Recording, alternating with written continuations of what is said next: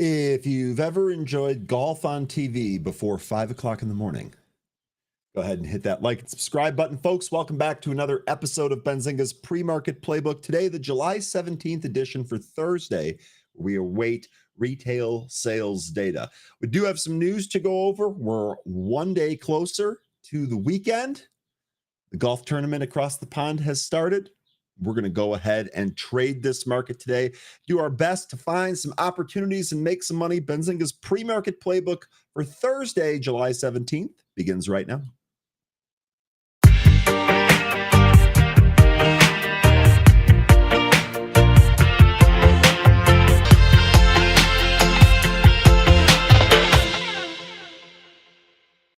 Good morning and welcome back, folks. It's great to see a whole bunch of returning faces. I hope that you had a wonderful Wednesday evening. We're back for another market day here today, and we await another data print here at 8:30 that may have some impact on some of the stocks that we trade. We already had earnings from Taiwan Semiconductor, and we're seeing some strength in chips on the back of those earnings. We'll go ahead and break all of that down. Good to see a whole bunch of returning faces here. Sun-Kissed Yogi, good morning. Welcome back. Peter, good morning. Another cool day at home today.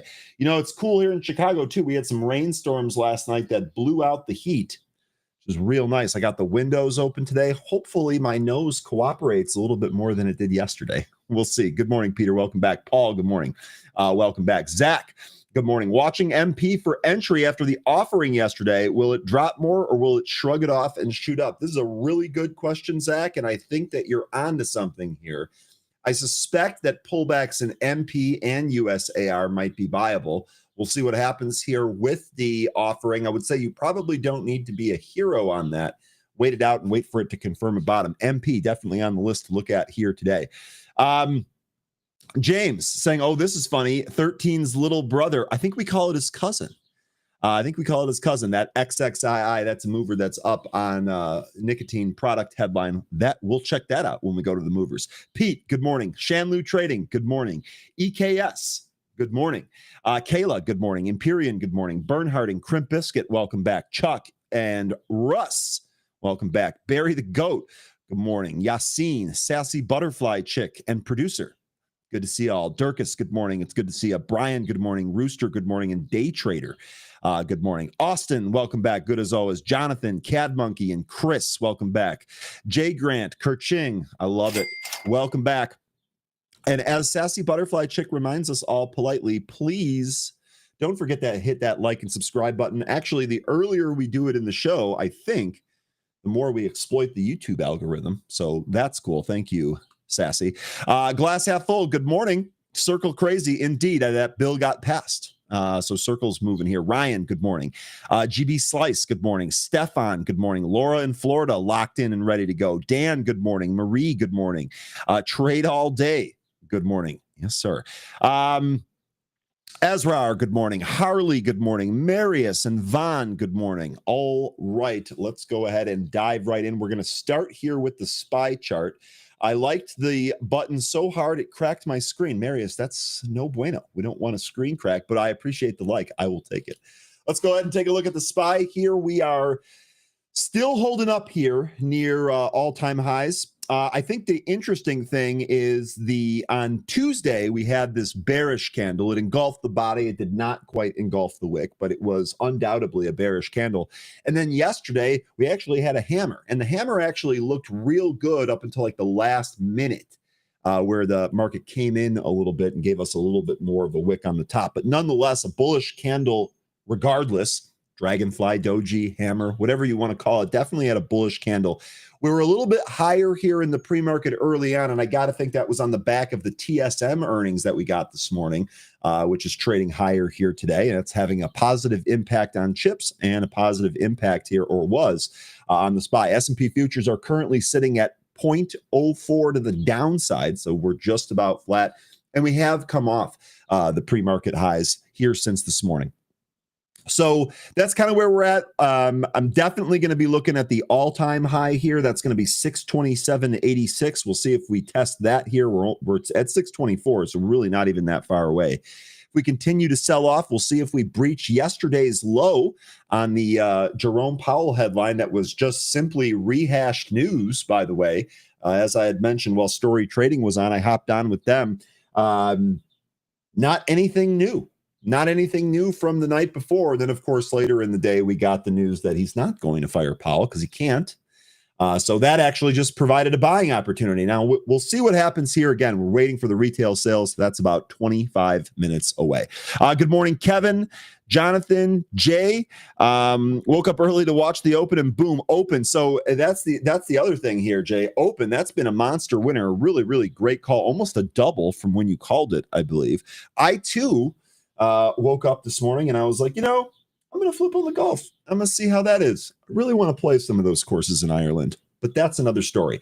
Let's go ahead and talk about some of the news here today. We're going to go with a general market overview. And yes, we do have Netflix tonight, so we'll take a look at that here as well. Reports that President Trump might be getting ready to remove Federal Reserve Chair Jerome Powell from his position have sparked fears about the Fed's independence. These concerns led to a widespread rush into gold and a sell-off in the U.S. dollar. And as mentioned, we do await Netflix's earnings here tonight. The 10-year Treasuries was actually on the rise here. It is trading at 4.47, still under that 4.5. I think if we get above 4.5, we can probably expect to move down here in stocks, but we're not quite there yet. So we'll see what happens here today. 3.91 on the 2-year there. If we go down to some of the reactions here, Jeffrey Roach, the chief economist at LPL Financial, told Benzinga, quote, investors should expect margin compression as businesses held off raising prices because of consumers' growing price sensitivity.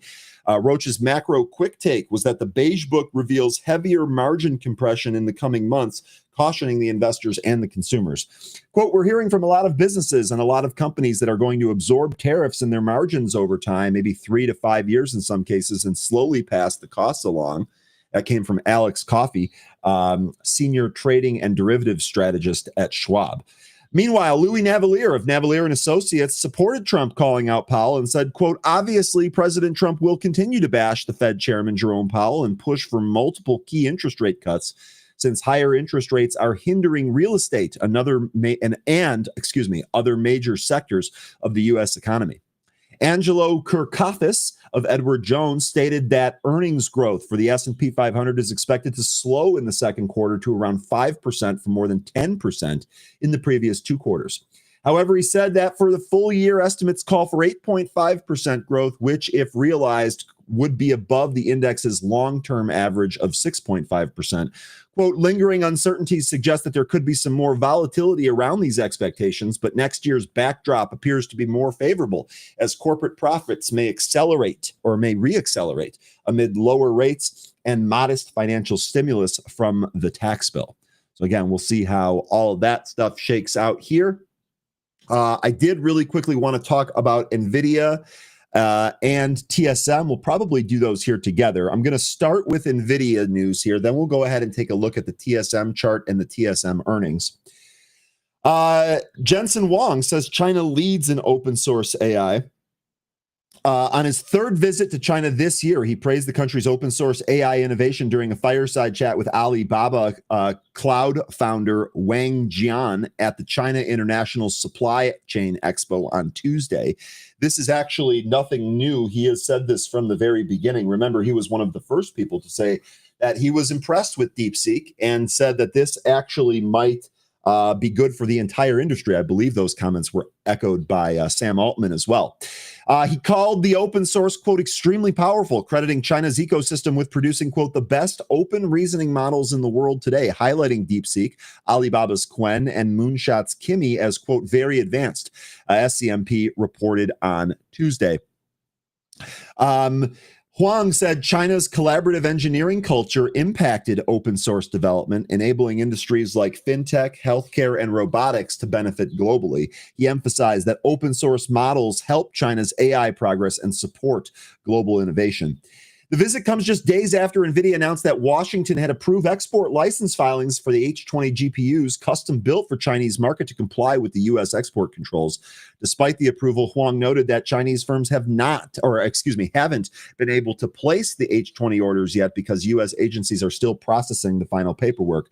However, he said U.S. government had assured NVIDIA that licenses would be granted. Huang added that NVIDIA is, quote, working at full speed, end quote, to restore production of the Hopper-based products like the H20, but cautioned supply chain recovery takes time, around 9 months from wafer order to final delivery.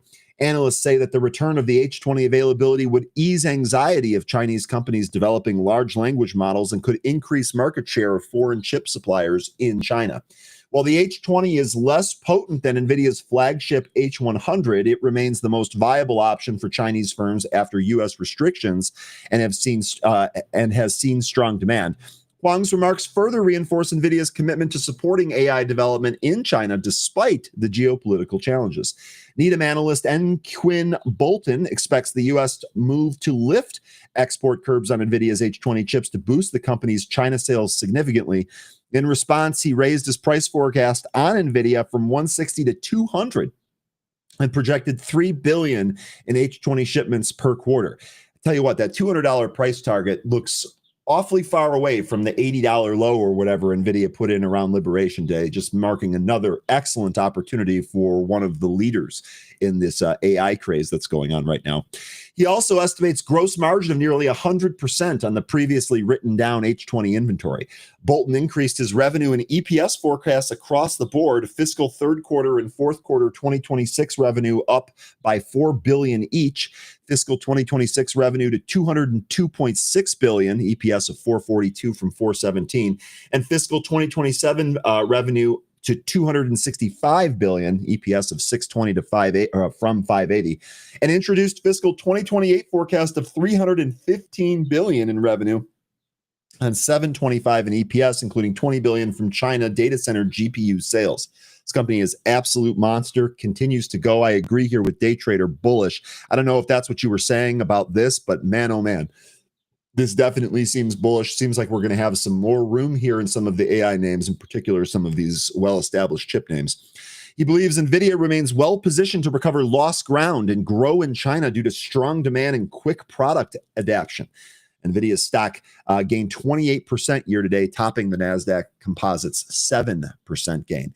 Let's go ahead and take a really quick look at NVIDIA's chart. I'm often looking for option flow on this one. We continue to just absolutely crush things here. NVIDIA 172.65. It's actually above our trend line. It is worth noting that the last 2 times we came up to this trend line, we sold off from here. Now, with the news as the backdrop here, I guess it does kind of feel like it might be hard to do that here today, but just something to watch here. I think if we back test this trend line at all and really kind of hold it, that actually sets the stage for a move higher. And I've got 179.5 as the next upside target here for NVIDIA. So just a couple of things to look at. We are continually extending away from the 200-day. We are in overbought territory here at 79.63 on the RSI. That doesn't mean it can't keep trading higher, at least for a couple of sessions here, maybe even a week or two. Now, one of the reasons why it's up today, Taiwan Semiconductor earnings. Let's go ahead and actually start with the chart since we're already here. Here you go. Here's TSM. So talked a lot about this one recently, especially in happy hour. The thought here is that I'm surprised that this isn't just worth more than some of the other AI companies. Good report here today. We're currently trading at 245, so we're up 3.2% here in the pre-market, and you can see new all-time highs. Again, another really huge move here after the Liberation Day move to the lows. That was about 133. Looks like a pretty clean bounce off the 500 too. And here we are, 245 with 250 in reach here on Taiwan Semiconductor. Let's take a look at the earnings report here. Taiwan Semiconductor delivered second quarter results that blew past analyst expectations, driven by an insatiable global demand for its advanced processor technologies essential for AI applications. As a key supplier of tech giants like NVIDIA for its graphics processing units and Apple for its smartphones, the company's strong results underscore a critical role in the global technology ecosystem. The company also provided an optimistic revenue forecast for the third quarter, further boosting investor confidence. Taiwan Semiconductor reported quarterly net sales of $30 billion US. I'll just stick with the US numbers. net sales of $30.07 billion, up 38.6% year over year, topping the analyst consensus estimate of $30.04 billion. So it looks like they just barely beat it, but they beat. Net sales grew 11.3% quarter over quarter. Net income and earnings per share were 398.27 billion new Taiwanese dollars and 15.36 new Taiwanese dollars per share. That's 247 on the EPS. That's up 60.7% year over year, topping the analyst expectations of 237. In US dollar terms, revenue growth was 44.4% year over year and up 17.8% quarter over quarter. The top line performance topped the company's guidance of 28.4 billion to 29.2 billion. The company said 3 nanometer chips accounted for 24% of the total revenue, 5 nanometer accounted for 36% of revenue, and the 7 nanometer technologies accounted for 14%. Advanced technologies, 7 nanometers and below, that includes the 2 nanometer chip, that's their most advanced chip, accounted for 74% of total wafer revenue. It just goes to show you how important TSM actually is in this whole AI craze and why we really want this to be able to be manufactured elsewhere, like Arizona, for example.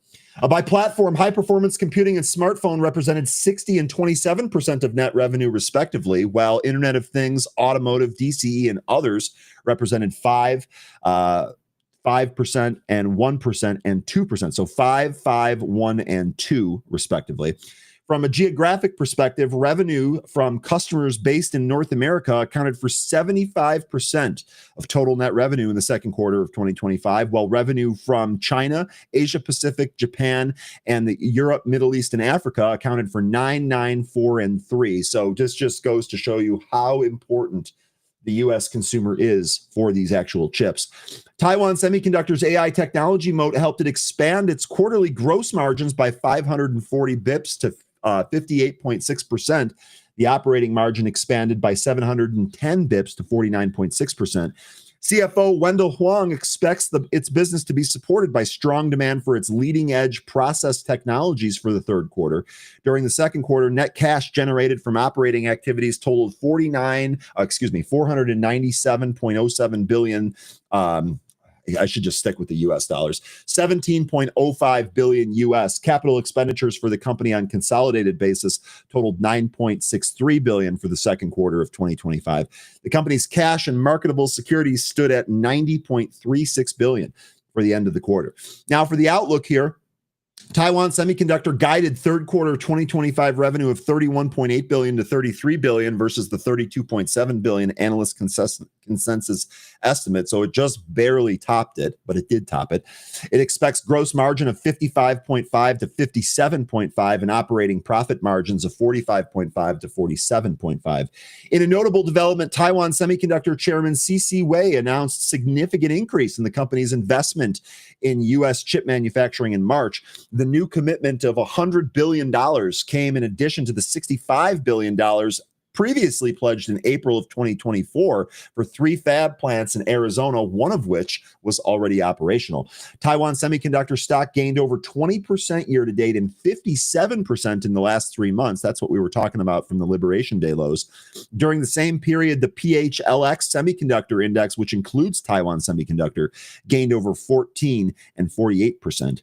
The stock also got a boost this week from reports indicating that the Trump administration's plans to announce roughly $70 billion in AI and energy investments in Pennsylvania and the U.S. government's move to ease certain chip restrictions to China. However, the company acknowledged in June potential future headwinds due to President Trump's trade policies, particularly his threats of reciprocal tariffs on Taiwan. Taiwan currently subject to 32% tariffs imposed in April and is engaged in trade discussions with the U.S. Furthermore, Trump previously indicated the possibility of additional tariffs on semiconductors. Now, according to Reuters, the company noted that key clients of NVIDIA have recently been allowed by the U.S. government to resume sales of its China H20 AI chip. Taiwan Semiconductor executive C.C. Wei told the press conference, quote, "China is a big market and my customers can continue to supply the chips to the big market, and it's very positive news for them. And in return, it's a very positive news for Taiwan Semiconductor." However, Wei indicated The momentum for the fourth quarter earnings may differ. Quote, we are taking into consideration the possible impact of tariffs and a lot of other uncertainties, so we are becoming more conservative. That actually sets up for Beats to really clear the bar, the lowered bar that it has, and perhaps continue to move north. He said, though, although Taiwan Semiconductor had yet to see any changes in customer behavior so far. So it looks like we will kind of wait that one out here and see where that goes. Now, I do want to kind of ask the group here, does anyone trade Taiwan Semiconductor? I know we often look at NVIDIA. I know AMD's currently got a number of you folks, I think, are long and enjoying the move here in NVIDIA. But does anyone trade Taiwan Semiconductor? I feel like between some of the major semi stocks that we talk about, this one is less traded and less followed. So let me know, and let me know if you're going to trade this now after earnings. Maybe you're already long like day trader. Perhaps you're selling into, I don't trade it, I hold it. Okay, so that answers my question. Not looking to ring the register here. You're going to keep holding TSM. Let me know if anyone else is interested in TSM. Okay, another possible idea here. This comes from Piero. Cheaper than 2008. Is this Wall Street's forgotten sector a screaming buy? We've actually talked about some of the stocks in this sector, but we'll go through this one here as well. After years of underperformance with prices stuck at levels not seen since the global financial crisis, the real estate sector is flashing signals of extreme weakness. The numbers are brutal. The Vanguard Real Estate ETF VNQ, a bellwether for U.S. real estate stocks, has underperformed the S&P 500's SPY by 5% so far in 2025. This marks the 9th time in the past 10 years the sector has lagged the broader market. Compared to 2007's highs relative to the S&P 500, real estate has lost about 75% of its value in relative terms. That's a wipeout worse than the 2008 housing crisis, and yet the sector remains largely unloved by investors. So are these stocks cheap now, given the move down? Surprisingly, no. Despite the steep underperformance, real estate stocks aren't trading at bargain bin prices. As of July 16th, the trailing price to earnings ratio for S&P 500 real estate sector stood at 35.04. That's second only to tech, which trades at 35.48. Even more telling, the forward PE ratio stands at 36.23, just below the 5-year average of 36.70. So while prices may look beaten down on the chart, valuation suggests this isn't a classic deep value play. It's more of a waiting game for the right macro catalyst. Now, we all know what that macro catalyst is, right? These are the rate cuts that we keep talking about and trying to forecast. Now, the housing data points a gloomy picture. Fundamentals in the real economy haven't helped sentiment. U.S. housing starts fell by a sharp 9.8% in May to an annualized pace of 1.256 million units, the lowest since May of 2020, right after COVID. Back when the country was grappling with the pandemic's first wave. The drop reflects weakening builder confidence as high mortgage rates and excess housing inventory take their toll. Meanwhile, mortgage applications, a leading indicator of future housing activity, plunged 10% in early July, completely reversing the prior week's gain. Refinancing fell by 12%, and applications for new homes purchased slipped 7%, according to the Mortgage Bankers Association. This was the steepest weekly drop in nearly 3 months, amplified by a modest uptick in mortgage rates and a general atmosphere of economic caution. Now, could a rate cut spark a reversal? That is, of course, the hope for real estate bulls and really anyone that has a position on some of these stocks, at least that I've talked to. Over the past 3 years, real estate stocks have consistently lagged the broader market, closely mirroring, the climb in 30-year Treasury yields, a trend clearly illustrated by the chart below. And for anyone that might want this, let me go ahead and throw the article here in the chat for you. As long-term borrowing costs rose, internet. Oh, that's funny. Interest rate sensitive sectors such as real estate struggled under the weight of higher financing costs, weaker demand for mortgages, and declining investor appetite for income generating assets. However, rate cuts aren't expected till later this year. And of course, there's talk of whether or not we even get them. It's what we focus on every time we have some type of Fed meeting. meeting. I think the last time we discussed this, the potential of them moving in September. We might hear something from Jackson Hole. Good morning, Markets and Mayhem. I know that's something that you were looking forward to here. Maybe we do get some indication on what's going to happen. That is in late August, mid to late August. I can't remember the exact dates, but it's somewhere around there. The Federal Reserve is widely expected to keep rates steady at 4.25 to 4.5 in July. I think we are all in agreement there. I can't recall a single person that we've had in our discussion here that thinks we're getting a rate cut in July. If I'm off base on that and you think we're getting a rate cut in July, let me know. But from my memory, it doesn't seem like that's what we're expecting. Yet market participants are pricing in 2 cuts by the end of the year. If that plays out and borrowing costs fall, it could be the spark that reignites interest in the rate-sensitive real estate sector.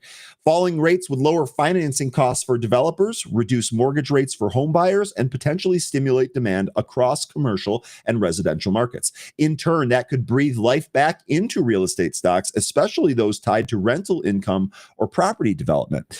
Currently, the real estate sector is a sector that nobody seems to want. It's trailing the market. It's missing the AI-fueled tech rally and pricing in a stagnant future. However, if rate cuts occur and economic fears subside, sentiment could shift rapidly. For contrarian investors, this may not be the perfect setup, but it could be good enough to start paying attention. So that's kind of what I want to leave you with here. Is anyone poking around any type of real estate stocks? I've covered the leap calls that I have in Rocket, the March 15 calls. The thesis there is that we do get some rate cuts between now and then, and that does spark more mortgage origination. Perhaps that would be good for Rocket, maybe some other companies like UWMC.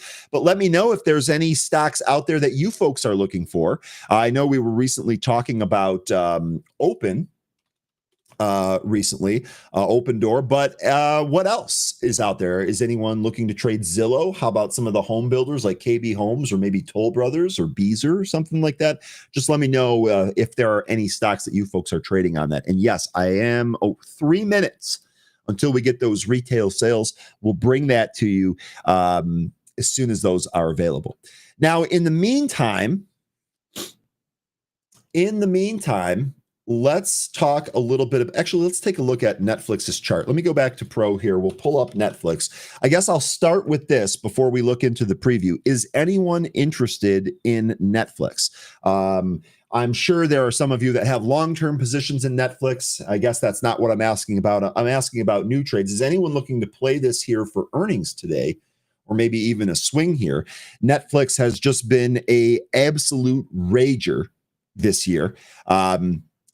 Really, I mean, just look at this chart. This is exactly the type of stuff that you want to invest in swing. Let me know if anyone's trading this. We are off the highs here. We haven't quite tested that 50. It looks like we're kind of hanging above it. It's 25 points below where the price currently is.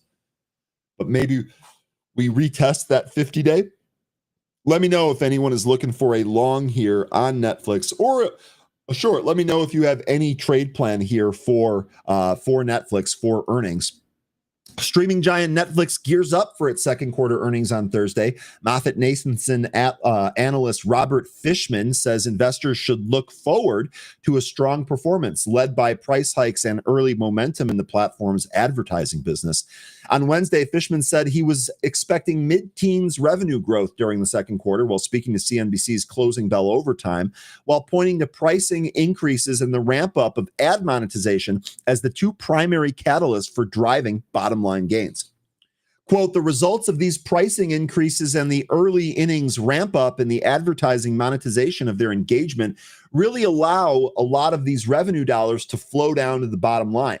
So we're expecting 30% earnings growth this year, 30% still. Fishman believes that growth won't be a one-off either. He sees, quote, the elevated level of earnings growth to really continue over the next few years, end quote, which in turn allows for this premium multiple that the stock currently commands. And I think this is really the hard part here. Netflix just seems to continue to execute and continue to crush it. Even for someone that doesn't pay for Netflix, I've only paid for it for 1 month so that I could watch the football games last Christmas. Sounds like I'll be doing that again this year, by the way. Even for somebody like me, it's really impressive. And every time I talk to somebody about a new show or a new piece of content, they continue to tell me that it is Netflix. Netflix is what you got to have. Have you seen the new show on Netflix? The whole 9 yards. They really just seem to be killing it. The analyst also emphasized the company's decision to move away from its exclusive relationships with Microsoft in advertising. That shift is allowing Netflix to partner with third-party platforms like The Trade Desk and invest in in-house technology to better monetize its massive viewer engagement. By building out their in-house technology and partnering with third-party demand-side platforms like The Trade Desk really has allowed them to start to monetize their inventory in a completely different way. Looking ahead, Fishman is optimistic that Netflix can further expand through live events and sports. They're already showing a propensity to do that. And like I said, that was the tipping point for someone like me, who I guess you call me a boomer, old, whatever you want. One of the holdouts here for Netflix's streaming service. Live events and sports are what got me over the edge there. Pointing to recent moves like the women's boxing match stream, quote, they have the ability to really tap into a different level of engagement. And indeed, this is what we see here. Netflix shares up 41% year to date and 153% over the past 5 years.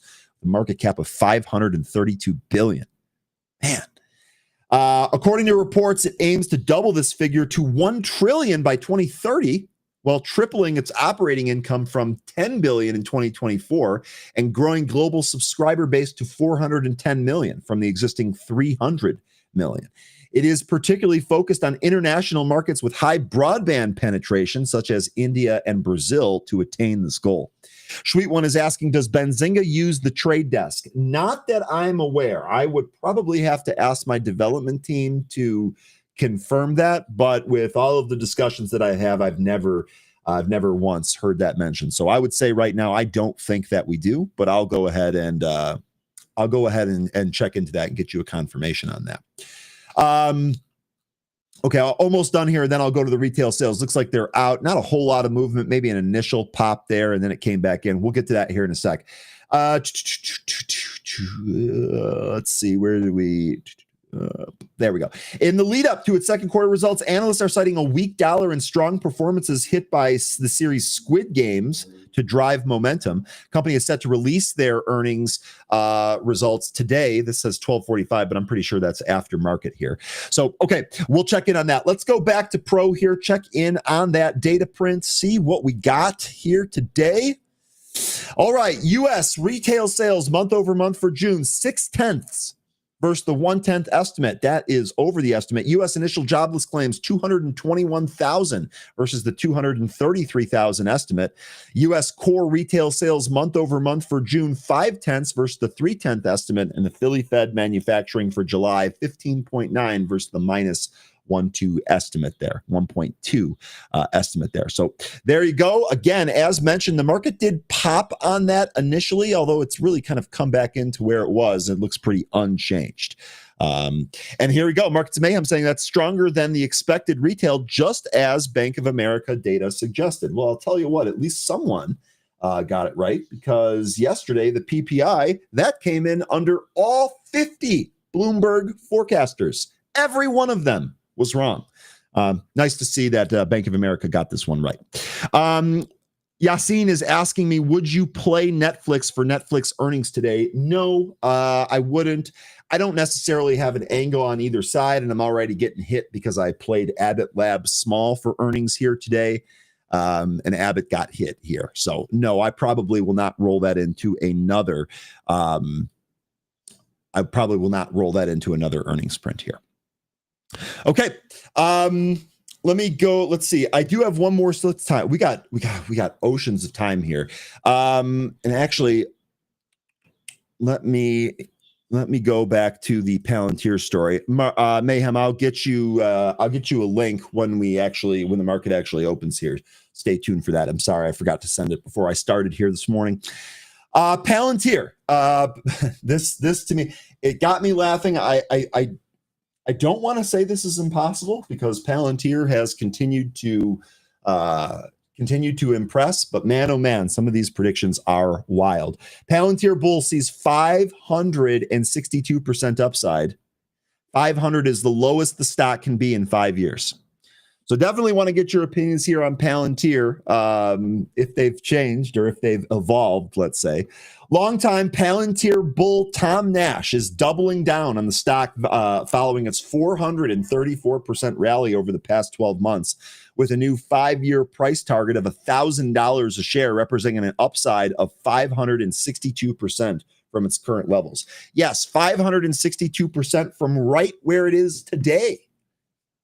Let me know if you think that's a little too rich. On his YouTube channel on Tuesday, Nash stated bluntly, quote, "The company is basically as good as they come," end quote, highlighting the significant improvement in its finances over the past 3 years, starting with 90% growth in its revenues, followed by earnings and free cash flow growing at 200 and 500% respectively. Nash notes that what was once labeled a meme stock in the early days has seen a dramatic shift in its investor base, with institutional ownership climbing from 30 to nearly 60%. This signals growing conviction from traditional money managers. Quote, "It's not even a retail queen anymore," end quote.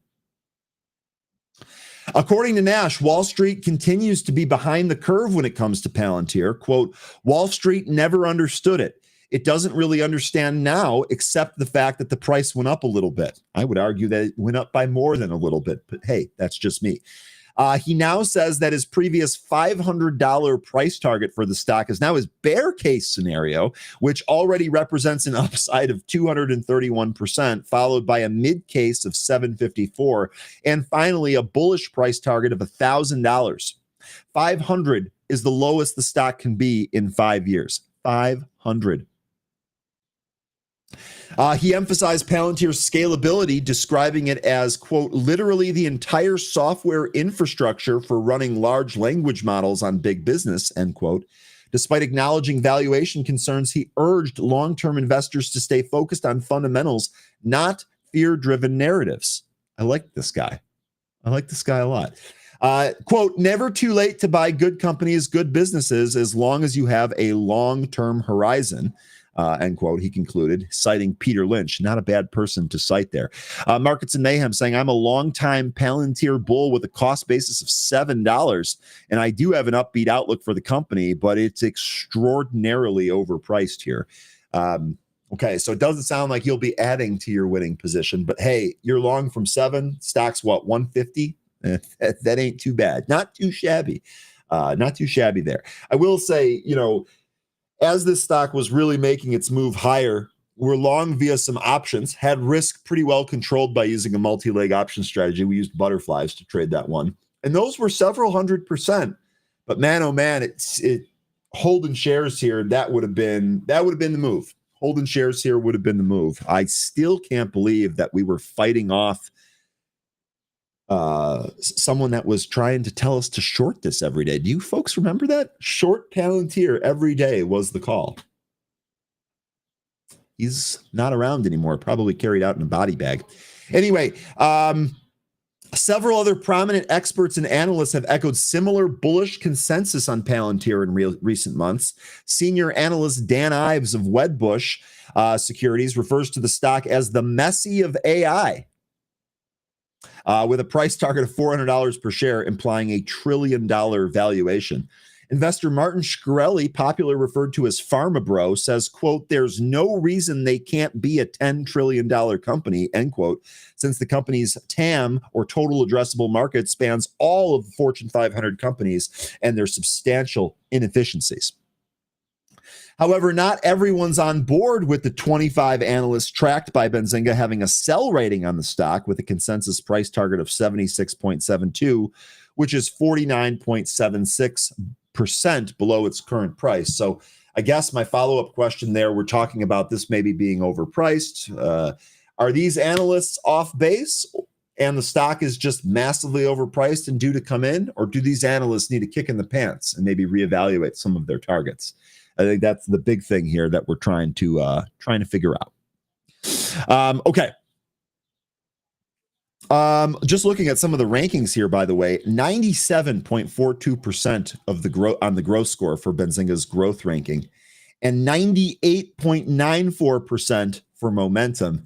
As you'd probably imagine, no real value, no real high value score there for Palantir. So let's take a look here at the Palantir chart. Let me go back to the chart here, boop, and then we'll pull up Palantir. Another really good looking chart. You can see just looking at the chart, especially based on or in comparison to its moving averages here, boy, oh boy, it looks extended. And I'll tell you something else, that 200-day continues to climb in its steepness. Eventually, gravity is going to set in here on the stock. However, I do think that a pullback here would make this appealing. Yet to be seen what level we pull back to and how long that takes. But I suspect that this is one of those stocks where the buy the dip crowd will continue to hit it. By the way, S&P futures now a little bit later ticking up here, went red to green, 0.06% here in the positive. Jay Rice saying all these little guys with high short interest getting squeezed, drone names now Lucid, Indy, etc. Indeed, we've actually seen several of those squeezes here recently. So we'll see. We'll see. Let me know if you have any other little guys on your target. The open call that you have, that's been great here so far. Let me know what the next one is. Mindmoo says Palantir pullback after it hits 190. Okay, so you're still looking for some more upside here, maybe even a blow off top type action before a pullback here. We could see that. Let me ask you, if this did go to 190 and pull back, Mindmoo, what level would you be looking at? Perhaps this is the same answer. What level would you consider adding that to, or adding back to that, or buying that? Okay.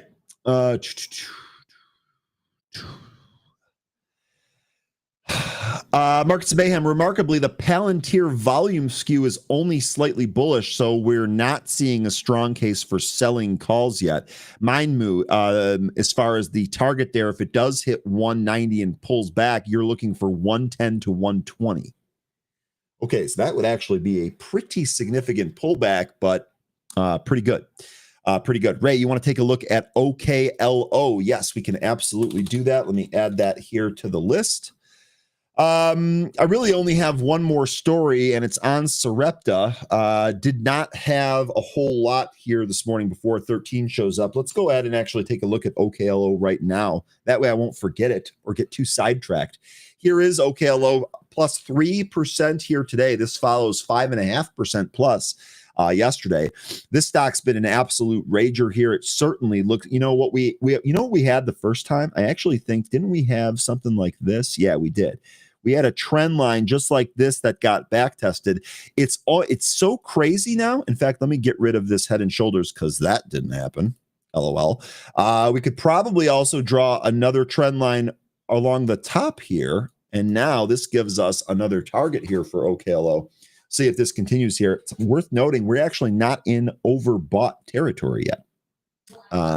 So I could easily see this continuing to move here. This is trading higher after the company completed the U.S. Nuclear Regulatory Commission's pre-application readiness assessment for phase 1 of its combined license application for the Aurora powerhouse. So another positive headline there. OKLO, remember it's SMR and NNE. That's likely going to trade along with this in sympathy.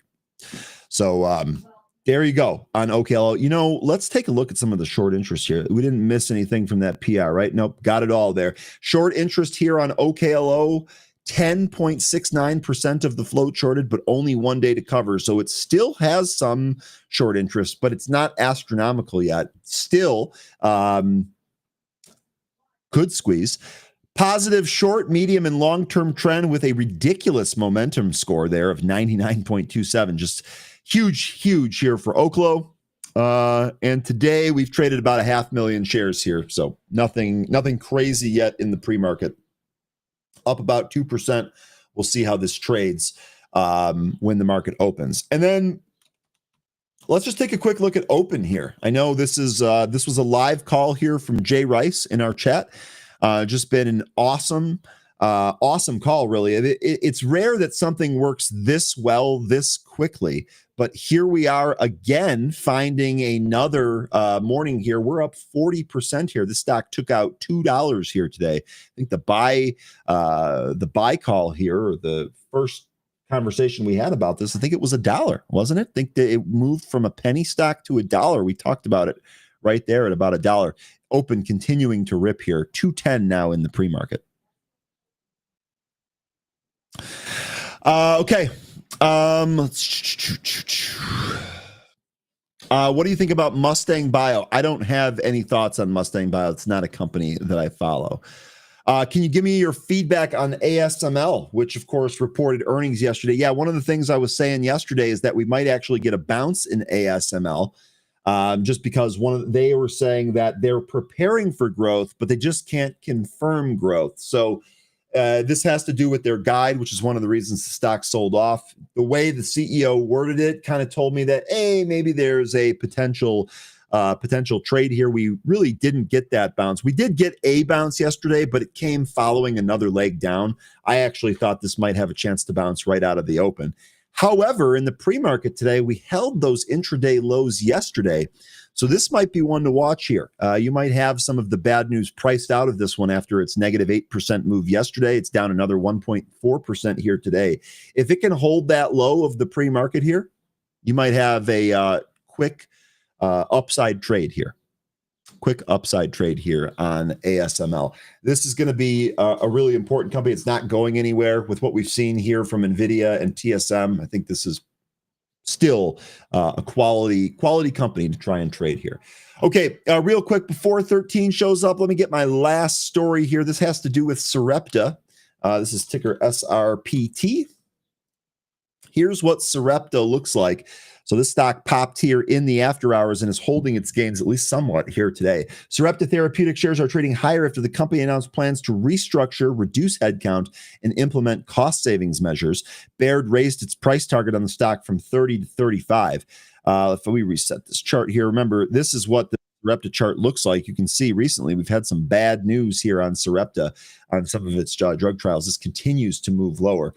However, popping here today, after the market closed on Wednesday, Sarepta Therapeutics announced a strategic restructuring plan, as I had just mentioned. It said it initiated immediate changes to reduce its operating expenses, including a 36% workforce reduction and a pipeline reprioritization. The changes are expected to drive approximately $400 million in annual cost reductions and lower the company's average annual research and development expenses and selling general and administrative expenses, SG&A, to between 800 and 900 million starting in 2026. Sarepta anticipates 100 million in cost savings through the end of 2025. Quote, faced with environmental changes, we have decided to act decisively, implementing a focused strategy to ensure Sarepta remains vibrant, financially enduring, and patient-centric organization dedicated to improving the lives of those with rare genetic diseases. That comes from Doug Ingram, the CEO. Quote, these changes will ensure we remain financially strong and profitable organization built on sharpened and focused strategy. In connection with this announcement, Sarepta reported preliminary financial results for the second quarter. The company said it expects to report second quarter net product revenue of $513 million. Sarepta had $850 million of cash equivalents, and restricted cash and investments as of the end of June. The company also announced several new executive leadership changes, including the appointment of Ian Estepan and President and CEO Ryan Wong as CFO. Luis Rodino Clapek was named President of Research and Development and Technical Operations. Rachel Potter was appointed as Chief Scientific Officer, and Patrick Moss was named the Chief Commercial Officer. So there you go. On Sarepta, let's go back to Pro here, and let's go ahead and welcome in our main man, 13. See how he's doing here today. 13, good morning. How you doing, boss? I'm doing all right. Had a pretty good evening and looking for a pretty good morning. How is everybody this morning? How are you? I'm doing pretty good. Pretty good day. I am disappointed that Abbott Labs missed earnings and is trading lower, so that trade is not going to work, I don't think. However, I will start with that here real quick, I guess. The one thing to watch, or the one thing that I'll be watching here, Abbott Labs basically missing here on earnings, trading down 5%. It actually beat earnings, but it guided slightly lower than estimates. However, the price action today, you guessed it, took us right to the 200-day. The last couple of times we've been at the 200-day, we've bounced pretty good. So this is one of the reasons why going into earnings kept this position really small. Those aren't going to work, but we have these contracts do expire in August. So we'll see if we get any type of bounce here off of the 200-day on ABT. Other than this 13, doing really good here this morning. Excited that it's cooled off here a little bit in Chicago. And we got some pretty good data here this morning. So doing all right. All right. Yeah, I saw that retail sales came in higher than expected. Indeed. So that's positive. And I don't know that we got a whole lot of movement out of that. I've been digging into these movers. Initially we got a little bit of a pop there. Mayhem, I think you were saying that these were the hedges being taken off, which accounted for the little bit of the pop. It came right back in, but since then, 13, we've started to trade up here. S&P futures up 0.12%. Yeah, it looks like the next spot we're going to get some resistance in the SPY is going to be about 625 and 40 cents, about 45 cents. Not that it couldn't go higher. We're just looking at the next area where there might be some sellers keeping downward pressure on it. But at this stage, if we get beyond 625 and hold that into the open, I think we'll see the previous all-time highs again today. Okay. All right. You want to do the movers? Sure. Let's do the movers. Let's do them here real quick. Your cousin's here, but we're not going to start with that. We're going to start with VLCN. Now, here's the thing on VLCN. This stock's up nearly 200% here today.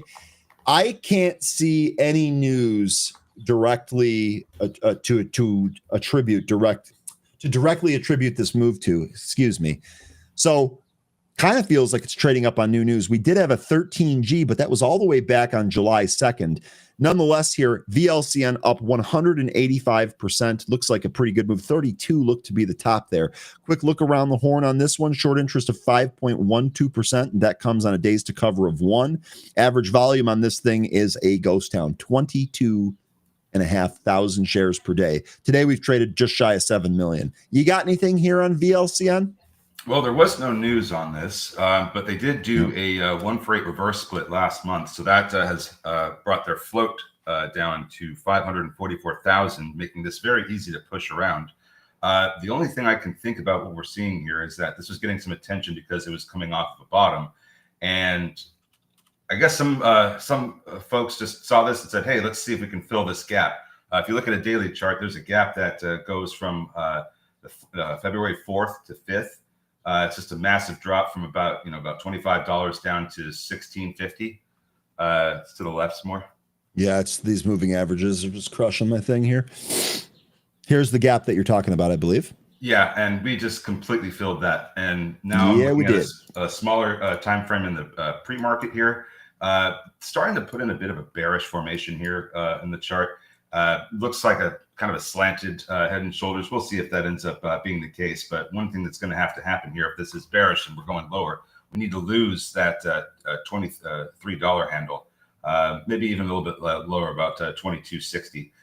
That's going to be about where I see the last bastion of support before we really start accelerating to the downside. So for me, VLCN doesn't look great. It's not moving on any news, so I really can't pin a catalyst to it. But this is a company that is involved in off-road EVs, like power sports, Rhinos, Polaris, all that stuff. But this is an electric company, electric EV company out of Round Rock, Texas. Okay. Good stuff there. Markets and Mayhem saying they were upgraded by UBS. Apparently, don't have that yet, but perhaps. That way, I don't know that really explains 186%, but upgrades generally helpful there. So, okay, good breakdown there. VLCN. Next one here is going to be BSLK. This is Bolt Projects Holdings. The stock was about 2.25 yesterday. Looks like we tapped 450 here earlier, so a nice 100% gain on this. It's off those highs, however. Don't really have anything here except for from Tuesday. Looks like after hours we had some Form 4s here. Let's see what we ended up getting for that. Come on. Okay, is that not going to load? I don't know what the heck's going on here. They're all RSUs, though. What? I'm pretty sure they're just RSUs. Okay, they are acquisitions. Okay, well, in any case, it's not really fresh. That happened on Tuesday after hours. It's Thursday morning here. Bolt Project's up almost 90% here. Quick look around the horn on this one. 1.94% of its float shorted with 1 day to cover, and the average volume 1.15 million. We traded almost 42 here today. What do you think on this one? Well, like the last one, it doesn't have any news, but it's not necessarily moving because there's a gap fill that looked juicy enough for some investors to try to push it up. This is going to have a shareholder meeting next month. That was the most interesting news that I could find as to what's going on with this. Not sure why there's been so many buyers and sellers. Like we have, a Golden Arrow sponsor, a major investor that's been selling their stock. Meanwhile, you have insiders like the interim CFO buying, a bunch of stock back in May. So a lot of buying and selling in this. This one, 1.5 million shares in the float, also very easy to move around. Company does need cash, like badly. So I think this is a little bit of a concern of mine because I think that a company like this might raise capital, especially if they're going to be doing an at-the-market offering. I think I'd be careful with this one too. Doesn't mean we can't trade it, but just keep in mind they need cash badly. They could offer as soon as today. Okay. All right, BSLK, and we've actually seen that here, so good heads up there on the cash position. Next here is going to be ABVE, Above Food Ingredients. This is trading higher here with Palm Global. Strengthens its position in asset tokenization. That's the news that we have here. That came from something yesterday, I believe. So that's just a rehash. Don't necessarily have anything else. There's a corporate statement by a foreign issuer. Sorry, I didn't go through this Form 6. What's in it, man? Help me out. Well, I mean, everything that you probably are asking yourself, what's in it, is in there. But they are. This is also moving, I believe, because there's a headline here about them merging with Palm Global, and we've traded this. Yeah. Actually, traded this earlier this week. 10%. That's what this is. This is details on that. That's what this is. Okay. Yeah, we traded this earlier this week on that very same news that they were merging with Palm Global and their tokenization. But mostly on the merger. You can see that we got headlines on that. Well, I think it was mostly headlines on Friday, but that carried over into Monday as well. But that was also something they were mentioning earlier than that. So this is, I would say, maybe more of a rehash of news. And we're already getting up to some of the heights of where it was when we did get that movement on the merger back on Monday, or we were trading this on Friday and Monday. That high was 440. And we are at 274, and we are making our way up into the last area before we topped out. So as long as we can hold this 270, 275 area, we could still push higher. But if we start losing this, and I think that we might not get a lot of good trades out of this one today. Okay, good stuff there. Actually, just kind of looking at the chart back from when we got that piece of news the last time, this thing really just kind of looks like it follows technicals. So that's probably what we should use here for trading here today. And to your point here, this actually traded right up to the bottom end of the support level that eventually gave way on Monday after the weekend. So, okay, really good stuff there. ABVE. Now we get to the big one here. We get to 13's cousin, which we've traded a whole bunch of times on this show here before, and it's back. God, the phrasing. 22nd Century. Yeah, sorry about that. 22nd Century Group shares are trading higher after the company announced several tobacco brands are partnering with the organization to expand their availability and awareness. I think there was also comment here on, news of reduced nicotine products here. So they want to expand the availability and awareness of the VLN-based reduced nicotine consumer products. So we missed that there in the actual win. That's what's going on here. Stock is up 53%, trying to hold $7 right now. This thing also has some squeeze potential, although the short interest has really come in from the 290,000 shares held short to about 47,000 shares held short. Still represents 14.71% of the float. 1 day to cover on this thing. On average, this thing trades just under 100,000 shares. Today, we've traded over 12 million. The float here, micro float, 343,000 shares. So how do we play XXII today? XIII? Well, it sounds like this is just a product that doesn't kill you as quickly or is not meant to. So it seems like you're trading a bullet for a knife. That's just the way I'm looking at it, because it's tobacco products. You smoke them, you inhale them, and eventually you'll die from them.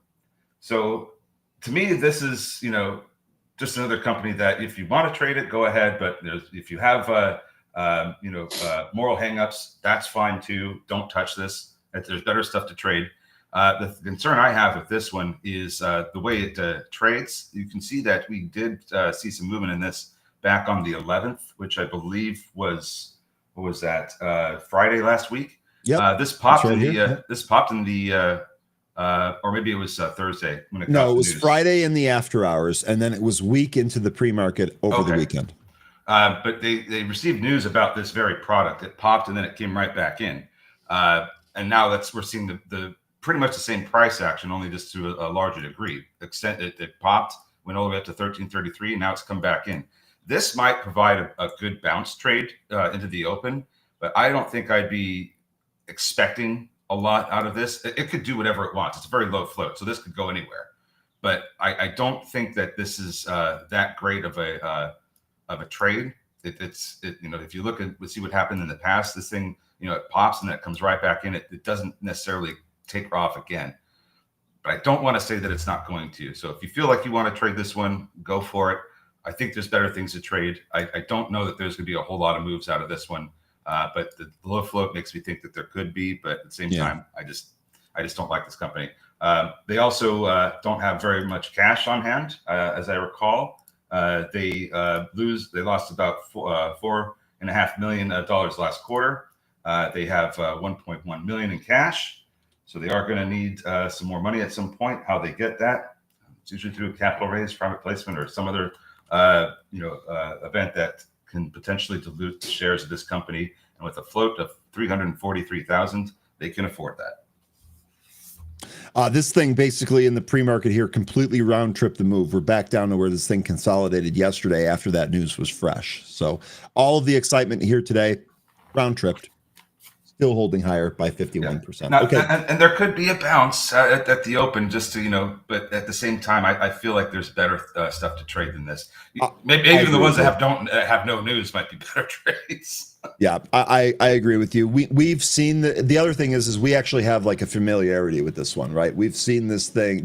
It feels like junk. Sometimes it trades like junk. With the low float there, maybe you do get some action, but be careful with this. Just taking a look at the splits calendar here. Jay's already on top of this. Just as a reminder here, last month, June 20th, this thing did a 1 for 23 reverse, which is one of the reasons the float is so low and one of the reasons that it's moving around the way that it does here. They should have done a 1 for 22. No stranger, it did a 1 to 135 reverse back in 2014. But they should have done a 1 for. They should have done a 1 for 22, being that they're the 22nd century group. Yeah, no, they're not really impressing me. They're not impressing me by not doing that, at least. But anyway. Okay, pass then, it sounds like. All right, here's another one, Windtree Therapeutics. This is one our group is really familiar with. I feel like we talk about this every other week or so when it pops on some nonce that happens here. In any case, taking a look at this one, this is really kind of traded up to about that 150 area where it found some resistance here this morning. This was yesterday morning. They had a BNB crypto treasury strategy. Now, I think we missed this yesterday, or we didn't talk about this one yesterday. I don't remember. Maybe we did when the market opened, but I don't think this was on our pre-market list here.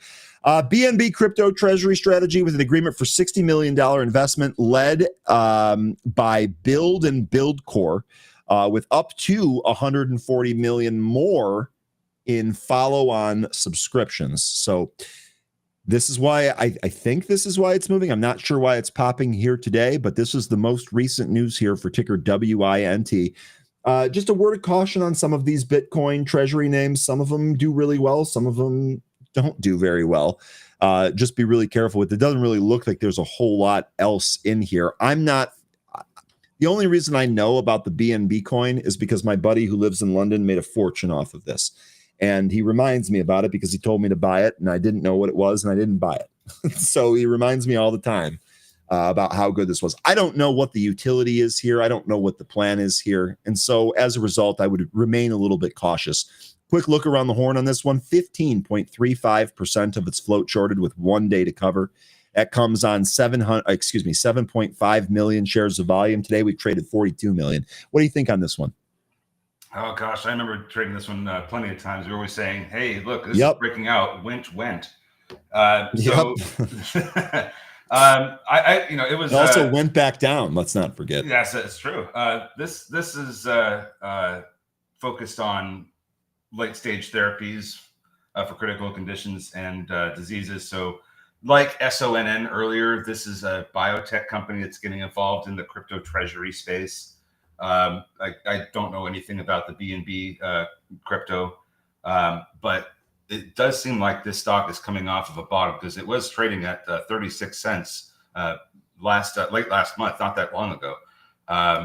And now we're approaching, we're approaching 150. That seems to be one of the next major areas of resistance.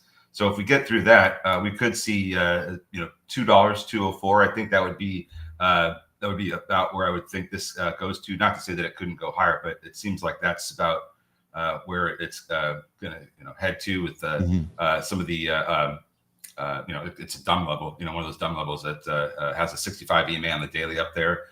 You can see that this was a sideways price action area when it dropped down here in March. So I think that $2 would be my one of my earlier targets if we continue upwards here. The company does need cash. Tell me if you heard that before. Lost $5 million lost $5 million last quarter. 1.1 million on the balance sheet. They did get this 60 million securities purchase agreement. Haven't read into that, so I'm not sure how all that works or what subscriptions they're referring to. But that money's not going to be in there right away, is what my point is. So there's still the possibility they could do an offering to raise capital. Their float is 9.24 million shares. It's still within the wheelhouse that we'd like to trade in. It's just a little bit thicker than the other ones we were looking at before, but still low enough to where they could make an offering and it still would be able to be tradable. Looks like I thought I saw something about an offering, but no, that's not what it was. But I don't have a whole lot more on Windtree other than just some levels that we've been looking at before. This is another one that we have familiarity with, so we shouldn't be getting caught off guard on this. Smoked tuna looks like he's in this from 91 cents. That's a really good entry there, tuna. Make sure you ring that register. Smoked tuna's levels here, 182 and then 2 possible here. Sweet One said, don't zoom out on the Wint chart. So what do you think I'm going to do? You guessed it. I'm going to zoom out as far as I can here. And this is what it looks like. And so he followed that up with laughing LMAOOOO. And indeed. Look, we already know that this is junk. We know that it's moving here. We know that it's got some volume. Just play it accordingly, right? Use your risk parameters to keep yourself safe on this one, or just avoid it completely. This thing's a piece of junk, all right? And Day Trader sums it up pretty nice here. As always, as a reminder here, if they're a junky company before they get into crypto, they're likely a junky company after they get into crypto. Well said here. Well said. Okay, that's WINT. Now let's get to the one that y'all folks are already trading here, maybe drooling over is the right way. That's ticker LCID Lucid. This is, I maintain, this is the best looking electric vehicle out there. If money didn't matter, this is the one that I would buy over a Tesla every day of the week and also twice on Sunday. Lucid shares are trading higher after the company Nuro and Uber announced a global robo-taxi program developed for the Uber ride-hailing platform. Okay, we've talked a lot about the robo-taxi platform. We've covered Uber extensively here on this show. Let me see if there's any other information that we can get from this headline. Uber aims to deploy 20,000 or more Lucid vehicles equipped with the Nuro driver over 6 years. Let's see. And Lucid initiates plans for a 1-for-10 reverse stock split. How about that? Well, better sell now. I actually think this might trade better after that. It will trade better after that, but do you want to hold this into that reverse split? No, I don't. So. No. Sorry, I see. Okay, I see what you're saying.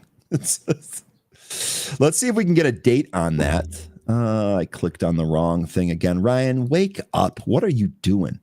Let's see here. It doesn't say. What is it you're looking for? The date of the reverse split. Initiate plans for a reverse split. Maybe they don't have it yet. I don't see it here in the PR. Maybe I'm blind, but I don't see it here. 1 for 10. Okay, so they're going to do a reverse split here. Stock's up 43.7% here today. Quick look around the horn on this one. 48.42% of the float shorted on this one with 2.91 days to cover. I think this is, of all of the stocks that we looked at today, this is the one with the highest squeeze potential. To borrow Markets and Mayhem's line, 'tis the season to be squeezing. Maybe this is the one that we get here today. Ticker Lucid. What do you have on this one, 13? Well, we have the 500-day SMA that it's approaching. That value is at 338, so I'd expect there to be some kind of resistance in that area. That just above it at 340 also appears to be pretty interesting resistance area over the past year and a half. No real. We do have some closes above that area, but the price comes right back beneath it every time it gets over it. After that, you could look at 360. I don't really know where this is going to go, to be honest, because of, the squeeze potential here. You've got almost half the float shorted, but I could just only provide levels because at this point, I don't know, how high the squeeze is going to go. It could go, into the fives, could go double digits. I don't know, but this company continues to lose a lot of money. And I mean a lot, like hundreds of millions of dollars every quarter. So I don't know how. This news sounds great. Hopefully, this puts them on a path to profitability. But with losing what was the last quarter? $730 million this company lost. So it's probably going to trade great today, but and y'all decide if you want to be an investor in this or not. But they've got a lot of fundamental work to do, in my opinion. So this is just going to be a day trade. We also had that what is it? That ETF, the leverage ETF LCDL. That's on a run also. If you'd like to try that, that is more expensive, but it's a 2x ETF. So just thought I'd put that out there. Yeah, again, my big thing here on Lucid, it was a really good breakdown there. My big thing here on Lucid, the car looks awesome. The 1300 horsepower or whatever edition is sweet. It feels like a spaceship when you're in it. But man, the stock is just—it's not good. It's not good. So just be careful with this. Yeah. I guess I kind of would be wondering how is this company going to deal with the overcapacity of China, and Tesla as well. Like how are they going to overcome their rivals, which there seems to be numerous amounts at this point, particularly coming out of China. Yeah, here's Pete already laughing at him. Dream Drive Pro for highways. Tesla's full self-driving laughs. But you bring up a good point. What is really going to set this apart, right? What's going to make the stock trade better? What's going to set the 1300 horsepower version of this car that I'm talking about? It's 120 grand. And is there demand for EVs? I get that this is a partnership with Uber, so it's a robo-taxi deal. But I don't understand their patented tech. Tell me what sets them so far apart from Tesla that makes them so much better that they're still losing hundreds of millions of dollars every quarter. Help me out with that, because I don't know. Yeah. All right, but let's see if we get a good trade here today. So far, we're holding above VWAP there at 319. It actually looks like it's trying to form some sort of bull flag here, so maybe we do end up popping higher. But Lucid definitely going to be on deck here for today. It's yet to be seen if it will be on deck for multiple days. Okay, we've covered a ton of these now. We've covered Sarepta, Open, BioNexus. We've traded this one before, right? And period, you're absolutely right about that. You're absolutely right about that.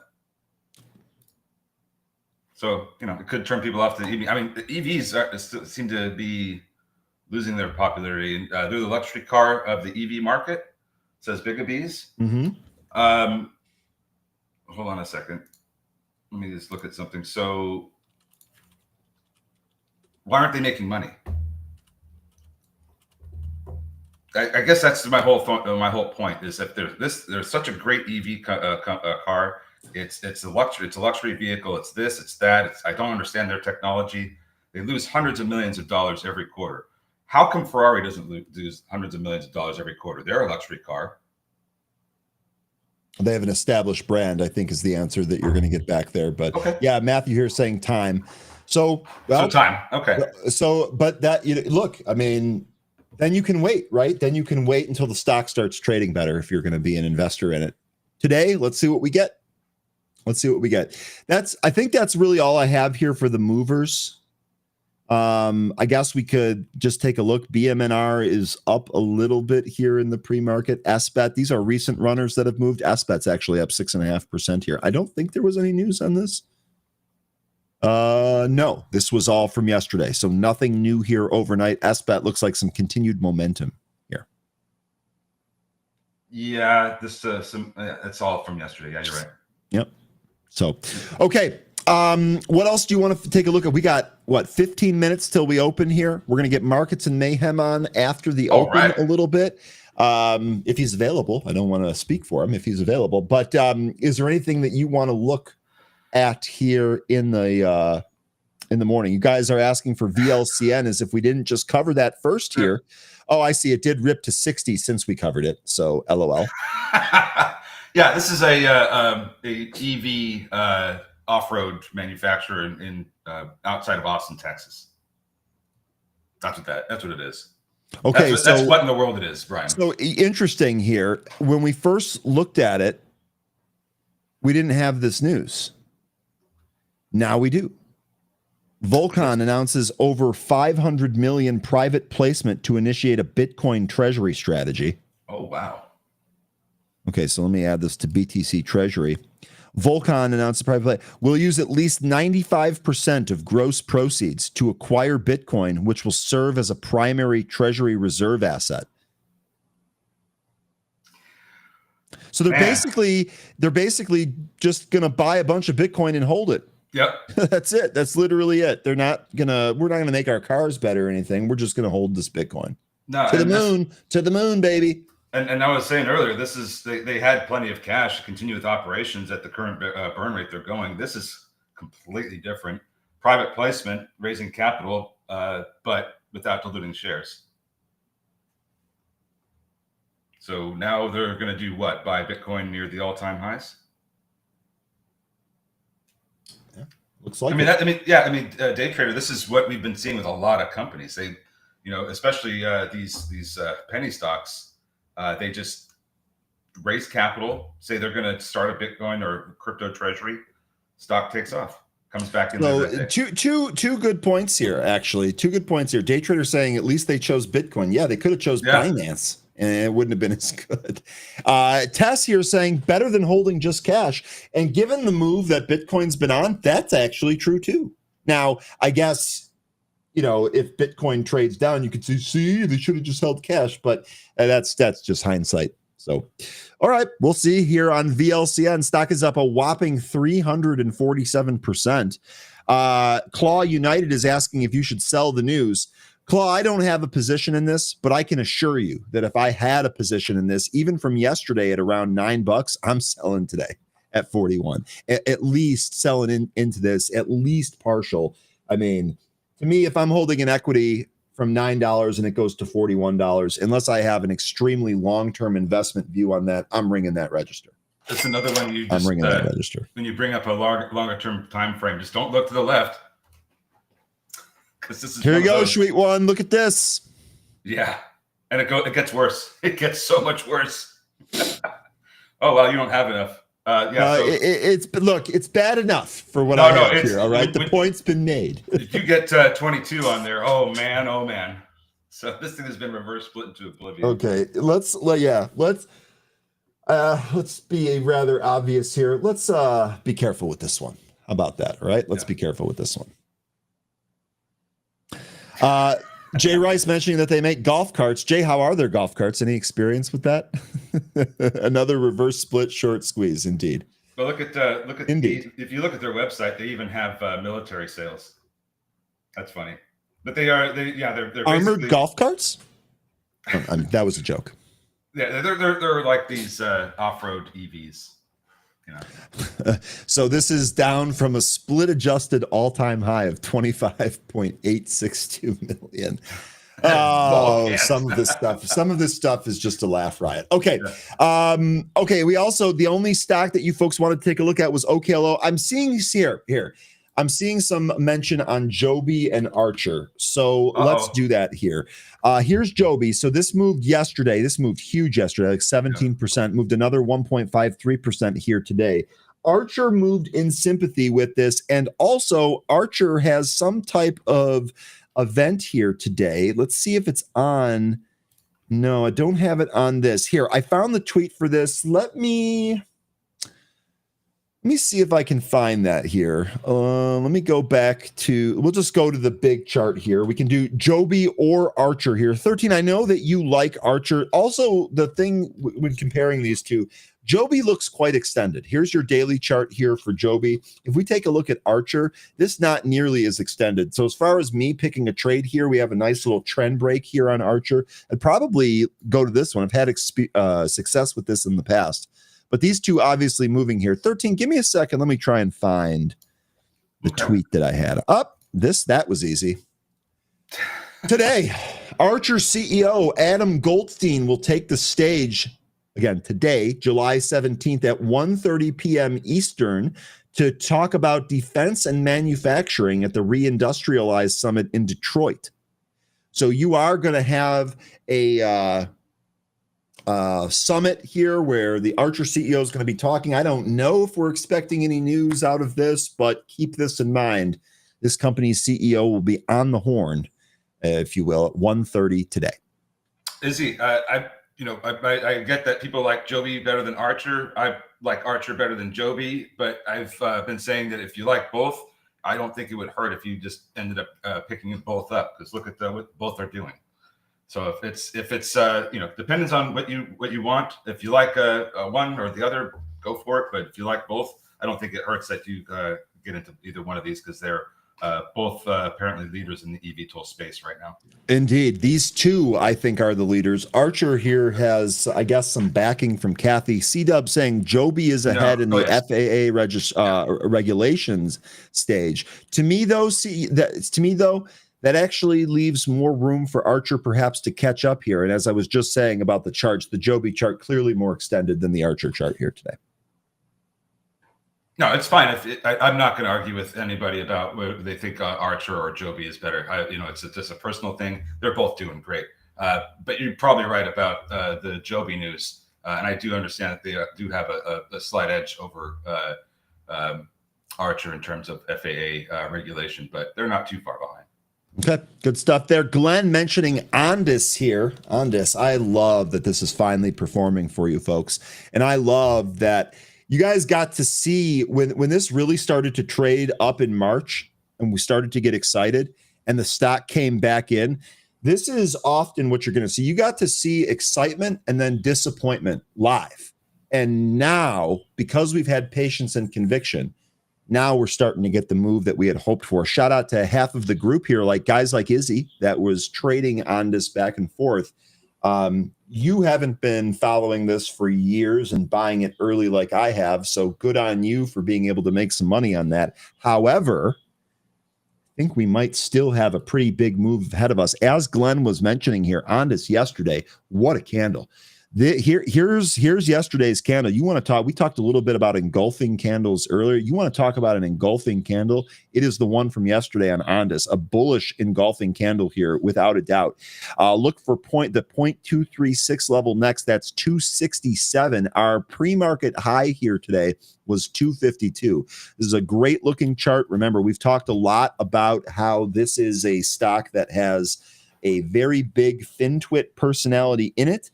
And as a result, I'm sure has a bunch of followers that are in this too.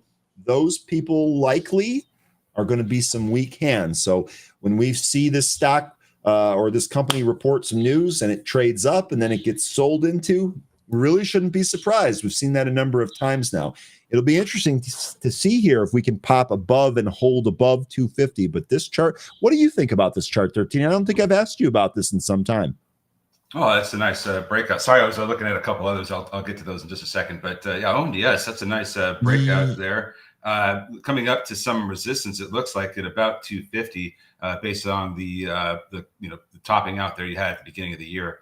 I would keep an eye on those levels from that move from 2024 to 2025. Those highs up there that you started the downtrend trend line from. I would keep an eye on those levels for the next areas of resistance. It looks like from about 252, and I can't see where that next area is, but it looks like 250 to about, a little bit higher. So about maybe 250 to about 275. Yeah. Yep. I think you're right on that. That looks like about the area where I think that we start to run into a little bit, we go a little sideways, for a bit. That would be the next area of supply that we'd have to chew through. And that might take more than just today. Yeah, and don't forget, I've said it a couple of times. I have a good till canceled open sell order at 3. It's not for everything; it's just for partial. But I am looking to liquidate some here at 3.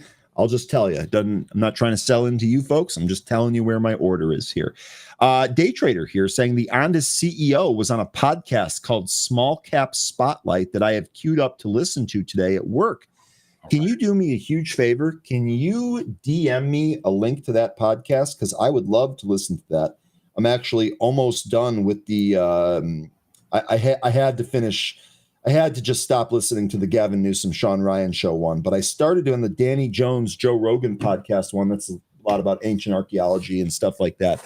And I'm almost done with it. So I would actually really like to give this one a listen here, Day Trader. If you would link that for me, that would be much appreciated. Thank you.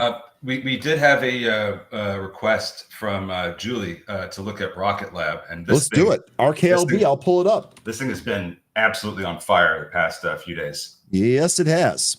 This is coming up to a trend line. If you want to draw it yourself, you can, but you might be able to see it. I started from Friday, November 29th, that high, and I drew it up through the high of January 24th. And if you keep going, we're approaching this trend line. There you go.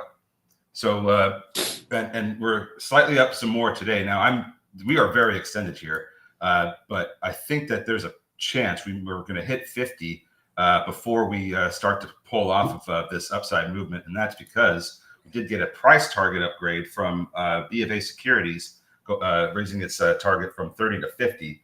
So it wouldn't surprise me if we ended up getting that today. We have some short interest here, 13%, with only, well, I guess I'm sorry, it's 15.5%, only with 1.7 days to cover, but still seeing a little bit of squeeze action. It looks like it's setting up to try and push through 49.50. So we'll see if we end up getting that. But this is very extended. I would not think that it's a great idea to be buying up here, but certainly getting, starting to unwind a position, because I think we are going to get this to come back in pretty soon. It's just very, very extended. I think that there's some selling that's going to happen at some point soon. And this is also worth taking a look at Voyager. Because really quickly before I switch the chart here, thinking about it saying Rocket Lab 50 today, honestly, I could easily see a test, maybe even a peak above 50 and then a move back down. Now I'm curious, obviously I am still in Voyager. It finally looks like we've put in a bottom and might be turning around here, but I'm curious as to know what the thought process is here on the relation to Voyager. What we're seeing, the whole thing is still on the Starship, taking this Starlab to space. So it's not going to be just those two companies that are involved. I expect there'll be a number of companies involved. Maybe Redwire, maybe Tremble or Black Sky. It could be a number of companies. I think that thing is going to give the sector a whole lift. So I still think the space play is on. Obviously, some of these space things are still doing really well, and some are about ready to go higher. But it seems like Voyager is probably one of the more beaten up of the space names, being that it's a recent IPO and it's been hammered. It looks like if we can recapture 44, this might start trading better again. And we do have the 20-day SMA that just appeared, and we need to start closing over that as well. So it seems like we're starting to put in a bottom here for Voyager. And I just wanted to point that out because it's starting to look like an interesting trade. Yeah. Yeah, indeed. Let's see if we can get a close above that. Real quickly here, what was it? Casing wants to take a look at Tesla real quick. Yeah, we absolutely can. Looks like that was trading higher here and is pulling a little bit. Here's your Tesla. Here's your Tesla chart. Here's your daily chart. We're basically right above that 50-day. We'd love to see if we can get above that. We're also above the 200-day. Let's take a look here and see if there's any news. I didn't think so. Probably in sympathy with Lucid. Not that, you know, just because they're in the same space is all. It is trading above the 50-day SMA now, though. Couple of news headlines here. I'm not sure how important these actually are to it, but Elon Musk making some headlines. That's nothing new here.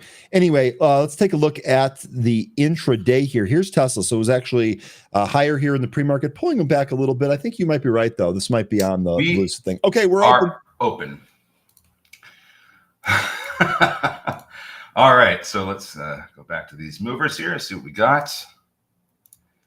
We have ABVE heading lower. It's losing the 65 EMA right now. BSLK, that's trying to push above 430. It's getting rejected, though.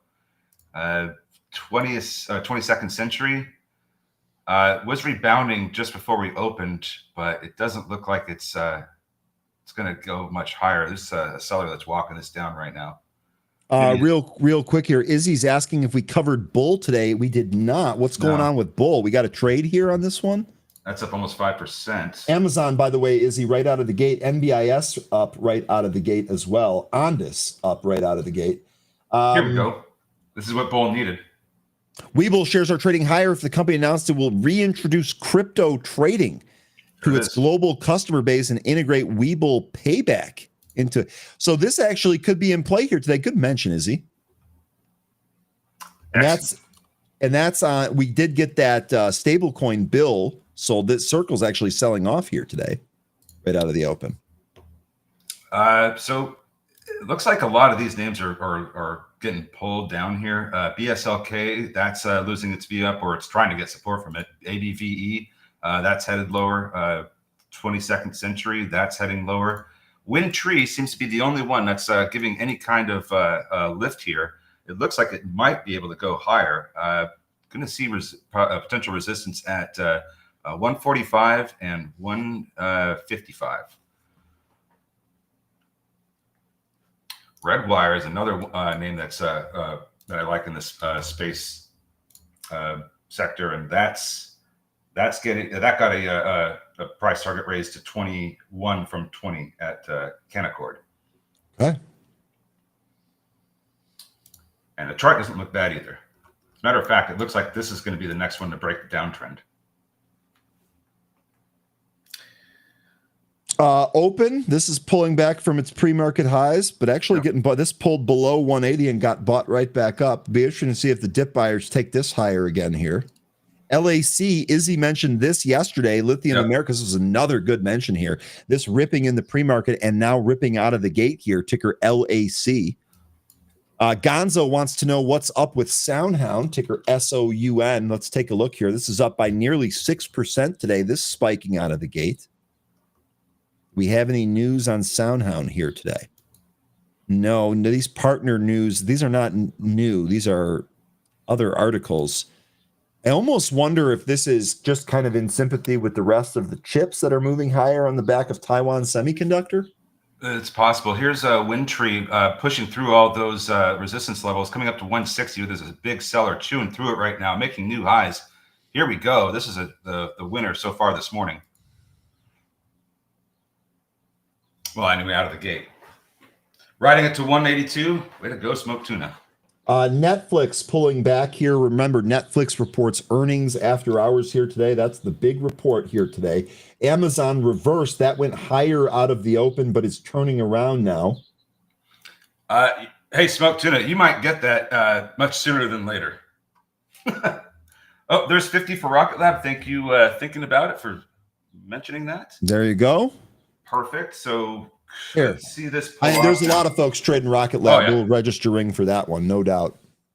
Yeah, that's and it still might print closer to 51 because it hasn't quite hit my trend line yet. So it wouldn't surprise me if we got a little bit more out of this. But after four, big up days, this is gonna. I really do think this is gonna start to sell a little bit. See some profit taking. Don't think we're gonna come back down to 40, but I totally expect there to be some cooling off with this massive run that it's just had. Well done on everybody that took that trade. Good stuff. Love that the space stocks are still having a great time. Makes me happy. Yeah, indeed. Rocket Lab just tearing right now. I'll go to it here in a sec. Open. This did get bought. This actually looks like this might try and retake 2 here. Lucid pulled, but the buyers are starting to step in now. That actually looks like some profit taking. XXII might be curling. It did move through 8. BSLK, this thing is, man, this is not probably going to trade that well this morning. Might trade better later, but right now it's just going south. Same with ABVE. Might see this might staircase its way down, kind of like how it's been since the pre-market.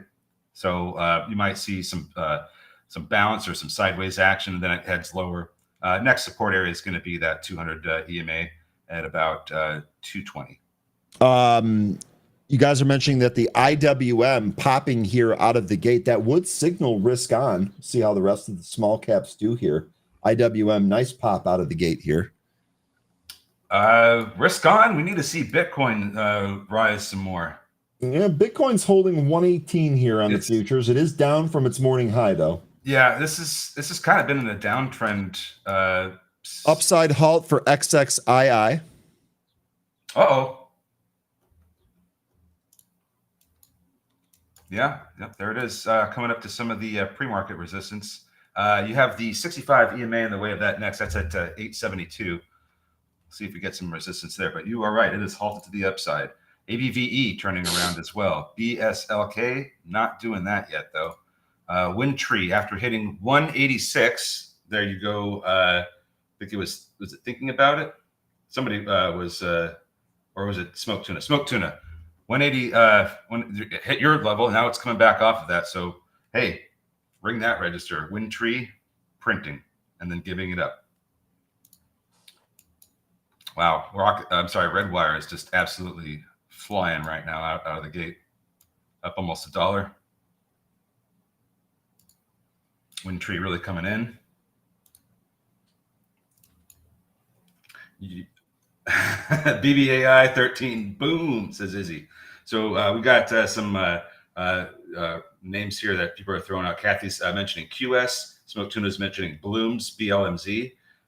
Sideshow's mentioning RCAT. Izzy's mentioning BBAI. And MEC is mentioning USAR. All names that we have been trading for the past month, all have been doing very well for us. That USAR, there was some questions here about MP, which of course did an offering here. I guess the only thing that I would ask the group, where does the pullback level look good to you on MP? I'm almost thinking $50 if it can get down there. Maybe if it holds this 52, 53-ish area, kind of looks like an island, maybe. There's MP. There's 51 in Rocket Lab. I'd have to think at this point we're going to see some selling. That hit my trend line. That I'd be, that's where I would have taken all my profit off. I'm not in Rocket Lab anymore, but that's where I would be ringing the register for now. Okay. Man, Rocket Lab 51. Is he saying MP 52 looks like an area to re-add there? Maverick saying the dip of Circle at 225 on Monday was worth it. Yeah, looks like Bullet Projects is finally getting some green on the chart here in the regular session. Volume's not great, though. ABVE also trying to turn around and recapture its 65 EMA. Also volume not great. Yep. So we got Lunar having a day. Let me look at the watch list for the space names. So oh wow, it's profit taking green here on TSM. If this can hold, that actually might be a buy. The space watch list is completely green today. Fantastic. Let's see, what are the best ones? So on this big pull, 20-cent pull from those highs. Yikes. Yeah, Lunar up 7.5%. Planet Labs up 5.25%.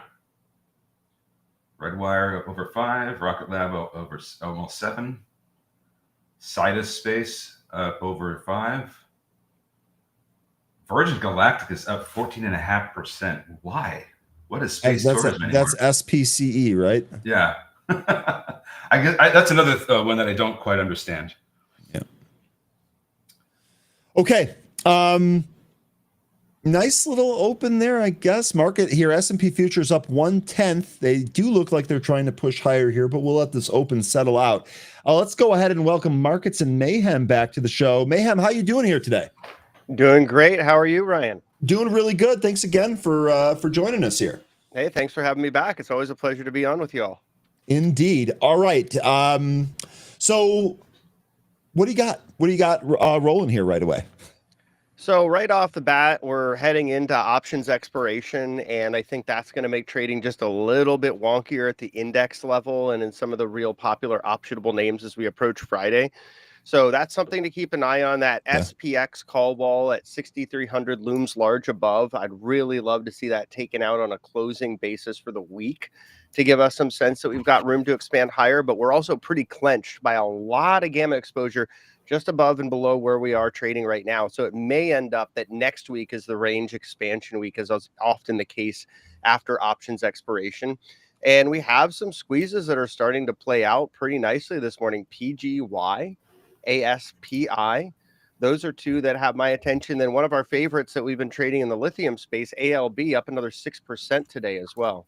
Okay, I think we talked about ALB the last time that you were on here too, right? Yeah, so it's more continuation here. Here's that ASPI that you were talking about. This is ASR Isotopes. Short interest on this one here. Oh, come on. 22% of the float shorted here, and this is with, what, 4 days to cover? So maybe we are getting some squeeze here on this. Do we have a news on this? No. Yes, as a matter of fact, we did. Update on the progress of commercial production in the 3 enrichment facilities in South Africa. Okay. Plus 9.5% on that news. By the way, hello, Mark. How are you? Doing well, my friend. How are you? I'm doing pretty good. Just looking at 22nd Century, this is still the same halt, it looks like. Just was kind of wondering to myself, when is this going to unhalt? I think it's been longer than 5 minutes. What's the symbol on that one? XXII. Let me take a look at it over here too. We were looking at this one. This is one of our movers from this morning. Though I wasn't having a whole lot of faith in this thing. It was kind of in a downtrend ever since it hit 1333, but it is seemingly turning around, but it's halted the upside. It's kind of get an idea of when this halt's going to end. And we do see there's not a really big chain on this thing, but we're well above any of the previous areas of positioning. So the last area of call interest on this thing was really about $5, and obviously we've jumped well over that. Yeah. We do have interest building in the overall order book at about $10. We can see a decent amount there, and there's someone flashing at 850 on and off around 20,000 shares. Looks like the next resistance area too. Unity, sorry to interrupt here. Unity Software, this is popping right out of the open. This is up by 9% here. It's a good mention here, 3D. It looks like they announced their earnings for August 6th, morning of August 6th. Unity also catching an upgrade from UBS, 22 to 33 on the price target. Wedbush went from 31.5 to 39. So Unity, ticker U, plus 9% here right out of the open. So this is a good question here. Joseph Schmo and some others brought up Micron. Big drop here. Joseph saying it looks like Micron is down again because Goldman downgraded the entire computer memory sector. Does that make sense to anyone? Well, it doesn't make sense in the capacity that we're looking to build out AI infrastructure, and you're going to need memory for that. I might have some other thoughts, but I'd like to hear from Ryan and Mayhem on this. Sure, yeah. It looks like Goldman downgraded SK Hynix, and I'm just looking for a little bit more detail on the downgrade. Let's see here. That's one of the 3 biggest DRAM and NAND memory makers that competes with Micron, by the way. Right. Yeah, and they're one of the ones that make high-speed memory that Micron is really only catching up to now. So SK Hynix was a big favorite. It looks like the concern coming out of Goldman, if I'm reading their note properly, is that they're looking for margin compression here as competition in the space increases. So I guess it's a net negative for HK, possibly Micron, if we're looking at it that way. Maybe the sympathy trade is a little overdone there, but it seems more like this is a concern that, hey, guess what, guys? RAM is a commodity after all, as if we never knew that to begin with. I mean, this is not new news at all. Now, it is approaching its 50-day SMA, and I would think that it's going to catch some support from that, especially since when we look to the left, that same area was previously resistance. So with a resistance turn support area here being in the same level area as the 50-day SMA, I'm looking for some support with that. We're open with XXII, by the way. That's moving higher. So I would like to see what we get out of this 50-day SMA test. It looks like it could get some support. I would say probably 105, your next area beneath that. Sorry, Mayhem. Oh no, you guys are fine. I'm largely in agreement. I'd like to see how it reacts to the 50 and 200 here. Yeah. I do think this thing has had an incredible move off those April lows. It basically, well, it did double. Yep. So, there's some excess here to be worked off. But overall, I'm still pretty bullish on the overall memory space. We're only going to need more of it as time goes on. And it goes past AI. AI is the biggest, most aggressive consumer, but pretty much everything is going to need more memory as time goes on as well, whether it's, AI servers or conventional compute, workstations, phones, all that sort of stuff. So I think overall, this sector does have some secular tailwinds. We just need to be concerned about getting involved when everyone else is so bullish in the space. Yeah, I do like having those two moving averages as interesting areas or potential areas to add. Not going to jump out and do that. I want to speak with my fiduciary first about getting into this one because we talked a lot about it. But because there's a lot of other tech companies that have some pretty good tailwinds here, like Oracle. I was just saying, I was literally just looking. Look at that! Because I see sweeps. They're okay. Great. Well, let's move on to Oracle then. Here, Mayhem, you had a chart here. Here, let me grab this here real quick. This is your gamma. Let me share this with the group. Explain this here for our group. Sure. So this is the gamma profile for Micron right now. And you can see the largest area of put positioning down there at 110. So we'd look at that as a put wall. That could be an area where you'd see some support. There is some confluence, it looks like, with the 50-day and that put wall as well. So that's always nice to see. And then on the upside, 125 looks like the largest area of call exposure just overhead, which would be a call wall and would bring us close to those recent highs as well. So we can see the options market is implying we're trading in about a $15 range with the majority of the positioning on the chain. And this is full chain. This is analyzed in real time. So these are the numbers as of this morning, and it's calculated visually just to give us a sense, because we like looking at, price on a vertical axis. So I try to put it on there so we can kind of even map it out in our own brain as to where these prices may be support and resistance. And very simply, a put wall is where the most puts are on the chain. Right now, that's 110. A call wall is where the most net call exposure is on the chain. That's 125. So support and resistance derived by options exposure. Okay. There you go on Micron. I'd be curious to know what we have here on Oracle. As I mentioned, at 13, you literally just mentioned it. As I was trying to look at this, I saw multiple repeat sweeps here on Oracle. I think I'm frozen here. I see you. I see you too. No. My screen share here is actually. Sorry about that. No worries. Let me just reload this here. Now with Oracle, I do have a position in this, but I do like the price action. But this is the kind of price action that, like today, for example, it doesn't matter where we end up going. I think there could be some cooling off after this move to the new all-time highs. It might have another day in it, but if you look at the past, a couple of months, this is the kind of price action we've been getting. It has a breakout, runs up, consolidates to the side, and then it has another breakout again. So this is kind of the price action I'm just watching for right now. And until this changes, this is what I'd be expecting. Okay, so what I saw here was this Jan expiry. So this is January 16th, 2026, the 280 and the 360 calls. These were aggressively bought here. I am seeing that these are part of a spread.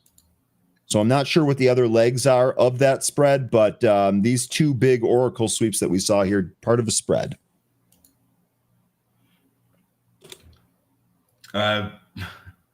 BGZ14 is mentioning SPCE. Yeah, we saw that earlier and had me scratching my head. Why is this thing up? It's 20. It's doubled since we looked at it almost.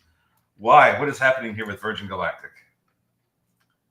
There must and that's a squeeze name too, right? Yeah. I mean, that thing has high short interest. It's a total garbage fire of a company, but maybe there's some sort of catalyst going on that's pushing it up into space. I like what you did there. 27.5% of the float shorted there with nearly 5 days to cover. This absolutely meets the requirements for a short squeeze here. It's got to be a sector lift, to be honest, because everything in space right now is just getting a boost, and I guess they're just not getting left out, because when a tide rises, it lifts all ships. Yeah, but this one getting a bigger lift because of the short interest. YRN Ramos saying, Ryan, this is off topic, but are you ready for the Bears to finally turn it around this season? You're referring to the Chicago Bears football team. I've been ready. I'm not going to get ahead of myself, though. So, yes, I'm ready, but we'll see. I remain skeptical until that turns around. Now, the Bears, the market Bears here, they can keep hibernating as far as I'm concerned. Up Bears. I'll take it. Hey, do you remember the draft night, the special show that we did for draft night where we were trying to impersonate the SNL guys? That was some of the more fun things I've ever done in my life. I'm not sure how good my impression was, but we had a good time. No, do it again. That was great. Do it again. And Chris, well, the next time the draft is in Detroit, maybe we'll do that. And Chris's kid was great too. He was hilarious. That kid's going places. Yeah, that kid's going places. He's very knowledgeable for his age on just everything football. It was really impressive. Really quickly here, we were just talking about Oracle. Sorry, I'm a little bit slow here, Mayhem. Here's your Oracle gamma exposure for for Oracle. What are you seeing here? We hopped above that 240 wall of calls in Oracle. The next area of exposure to watch, which we're just getting closer to, just about $3 away, is going to be that 250 level. So I'm also, full disclosure, I'm a investor in Oracle. It's in my forever portfolio. And this is something that I always buy on big dips. April was another one of those big dips. I think I shared it with members on TraderAid as well. But, Oracle is a company that I think you can't really bet against. And the way I like to say it, if you're familiar with Superman lore, is you can't bet against General Zod. I'm not a huge Superman guy, but that's who Larry Ellison personifies. So. Okay, good stuff. So none of you Oracle bears, don't trap them in a mirror and send them out into the depths of space, please. I'm still long this name. Wait till you close that before we do that. Yes, please. We don't want to be trading into the void zone. Right. All right, let's see what else. VLCM, this is kind of taming down a little bit. This is about halfway through that huge move up to 60 that we got. I gotta mention D-Pro, because this has been getting asked about all morning, and it's yesterday we traded this, and then it had a pretty not so great afternoon, but toward the end of the day it started taking off again, got over $5, and now we're over 6 this morning, up 26%. So this second day in a row now that this one's up, looking like it's headed towards, and it's gapping up for the second day in a row, looking like it's headed toward its 500-day SMA, the value of which is at 756. So being that it's extended, as soon as it hits a 500-day, I think that would be my area where I would want to take profit. If you're holding this for that, you just trade it however you want. But this is getting a pretty extended. This is the drone name where they misspell dragonfly. But this is the one that's called that's dubbed the Swiss Army knife of drones. So they landed a Department of Defense deal, and that's why it was up yesterday. NVIDIA, pretty huge reversal here. This pretty much traded away all of its pre-market gains, caught and then bounced pretty good. 173 now, and actually seeing a bunch of option activity come across the wire here as well. A lot of these are short term, so they're this week. Some of them expire tomorrow. They look like they're trading the at the money calls here, the 170 and the 172.5s. And we've got a call wall on NVIDIA overhead at 175 and also a pretty big overall gamma level, both puts and calls at 170 that's kind of magnetic. So we've got a resistance overhead and we've got this large gamma level just below us, likely to kind of pull us down and consolidate as we get into next week. And this is one of the most popular names to trade in options for reasons that are quite obvious, right? But it tends to also have a large impact as a result during OPEX week. So I would be more concerned about trying to get too aggressively long. We want to see how this thing resolves into next week, and we really want to see a push above 175 with positions rolling higher. But I agree, this thing also looks pretty extended for the near term. Also got to mention on Microsoft, that's over 510 now. Gotta love it. This had news that they are planning to build a 93 million quantum computer in Denmark with Atom Computing Land. Atom Computing. Quantum's still very much a theme, and I think Rigetti just had some very big news and that's one of the reasons we had that break over the trend line yesterday.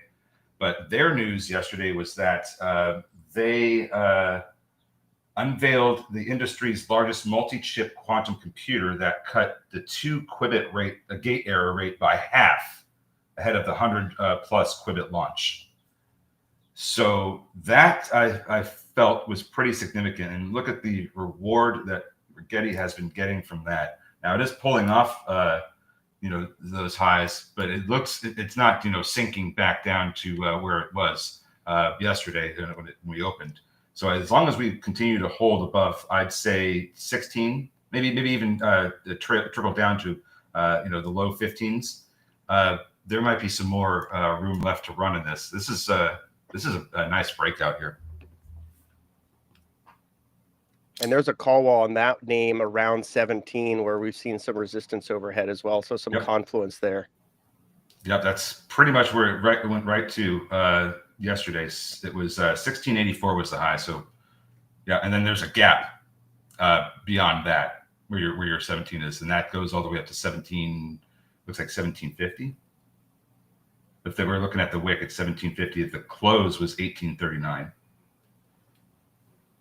Izzy here mentioning our ticker RR Rich Tech Robotics being talked about all over X today. I didn't see it. I wouldn't be surprised. It wouldn't be the first time for this name. NVIDIA deal one says, I don't see any news on that. I can't confirm any of that. July 1st, this was added to the Russell, but yeah. I see a sales deal, but I don't see NVIDIA as a part of that deal. It looks like a $5 million or $4 million deal with Beijing, one of their technology companies that I'm not going to attempt to pronounce the name of because I'll butcher it. But yeah, it looks like they're setting up a a joint venture, but it doesn't seem to be a lot of money changing hands here. About a $4 million sales deal. And I'll just put that into that chat window so you can see the same link I'm seeing. Also, 22nd Century, it reopened, started to fall, got halted again, reopened, falling more here. Got a large bid building at around $6, about 17,000 on the bid there. So it looks like it's giving back some of those earlier moves. Yeah, it's going to take it beneath all the pre-market lows prior to post the impulse move that we got yesterday. That's not good. And Rigetti and Rich Tech, these are both squeezy names too. Both of them have in excess of 20% of their float shorted. So we're noticing a bit of a theme here. I mean, I know there are a lot of exciting pie in the sky type of names, big potential, but also big lottery ticket as they could cash burn themselves into oblivion. But there's a theme. A lot of these names that hedge funds love to bet against are absolutely getting bid hard. And there's a big reason behind that because hedge fund gross leverage still remains very high. In fact, going into early this week and even late last week, they were starting to lean into some of their favorite shorts again. So, fool me thrice. I don't know, but we're definitely seeing that theme. And that means it's still the season to see this squeeze in. It's very much in play. And it seems like we have themes. There's these thematic short squeezes that are going on one after the other. Like you guys said right now, space is one of them. Yeah, I would just say and tell me how you end up trading these, Mayhem. But to me, it seems like these are definitely names that you don't want to overstay your welcome on. You get a move on some type of short squeeze, probably best to take that. Oh yeah.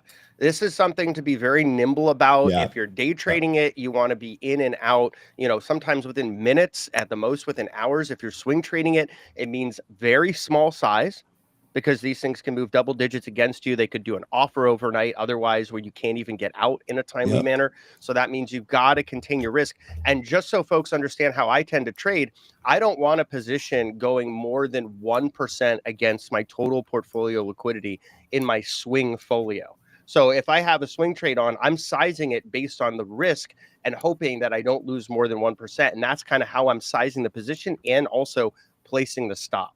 So I'm not going big, heavy, all in on red, hoping to, win the lottery on one of these things. This is very sort of incremental gains, even if it is 20, 30, 40, 50%. Yeah. Don't be afraid to take that. We've been on this theme of movers with when it comes to the nuclear, drone, space, and quantum sectors. They've been hot for almost a year now. I think we started seeing those get a lift last year in September and November, and they've just been hot all ever since then. One thing that I just was looking at here to change subjects a little bit because some people were mentioning coin is over 400 now, approaching the IPO highs in April of 2021. This thing has been trading in a broadening wedge. We are now hitting the top of that broadening wedge. So wondering if we're going to start to see some pullback here. And if there is, I think that we might get that support from that pullback around 350. If we do, I think we're going to, a reverse there. I think we go on to break out of the rising wedge. Real quickly here, also saying repeat sweeps here on ticker VRT. So these are anywhere between 130 and 140 here. This had news today that it was going to acquire Custom Rack Solutions Manager. Vertiv to acquire Great Lakes data racks for $200 million to boost AI-ready infrastructure and expand high-density rack solutions portfolio. Also got a price target raise to 150 from Bank of America, 132 to 140 at Oppenheimer, and stock up here by almost 5% here today, seeing a bunch of repeat sweeps there on Vertiv. NVIDIA call sweeps continue. Again, these are the short-dated ones that expire tomorrow. They're anywhere between 170 to 172 and a half. And then here, let me grab your chart here on VRT, Mayhem. Here you go. And so this one's looking like we've got a call wall at 140, pretty well pronounced there. Yep. And I've been following this name a little bit. We have been seeing it roll higher. So 130 was a prior level and 125 was actually a pretty big level as well. Now we've seen things rotate a bit. We've got that put wall coming in around 124 and the call wall around 140. So I think this is larger desks telling us in no uncertain terms that they're looking for higher prices on this as we see that roll higher. And when we look at the overall skew on this name, it's also not particularly extended, which tells us that, yes, there's some excitement here, but it's actually the other side of it. There's a lot of hedging going on in this name. Skew on VRT is actually somewhat bearish. So if you're taking a contrarian view, VRT actually looks like it could continue to have room higher here by about another, 13, 14 bucks. VRT reports earnings here in 13 days. So this is going to be July 30th before the market opens. Any chance that skew that you're talking about has to do with earnings hedging? Absolutely. Yeah, Okay. You're definitely going to see hedging ahead of almost every earnings. The most pronounced hedging that we saw was obviously back in April with everything else that was going on. But there is a bit of an increase in that demand. I will also say, however, based on the way this name is traded prior, these hedging flows are more pronounced than what we've seen in the past. Okay. This is trading into a broadening wedge. It's been in this broadening wedge since toward the beginning of last year. If we continue to see this broadening wedge play out to the upside, we're looking at potentially $190s to $200. But I would imagine that's going to, if the earnings are great, that could be a driving force to get it that high. To the downside, though, the bottom of these wedges are, probably could see prints under $50 if it goes down that low. I don't think that's going to happen quite yet, but if we're paying attention to the price action with this broadening wedge, you have a pretty large range of where this could go, and maybe you can. I'll have to have you draw it, but that's what it looks like here to me. If we end up getting over that call wall that you said you had there, market was about 140. Yeah, the 140 call wall, absolutely right on the dot. Yeah, so getting through that, we could see a lot better price action that may take it up all the way to that 190s, 200. Good mention here, Izzy. UNH, this actually getting hit here, down 2.5%. Earnings in 12 days on this one. We actually lost 300 a couple of sessions ago. Looks like this is trying to take the next leg lower here on UNH. Let's see, where we get to. What levels were we at here before where this thing came into? Yeah, so it looks like we're probably going to retest this low from that initial pull down here. Let me try and eyeball this.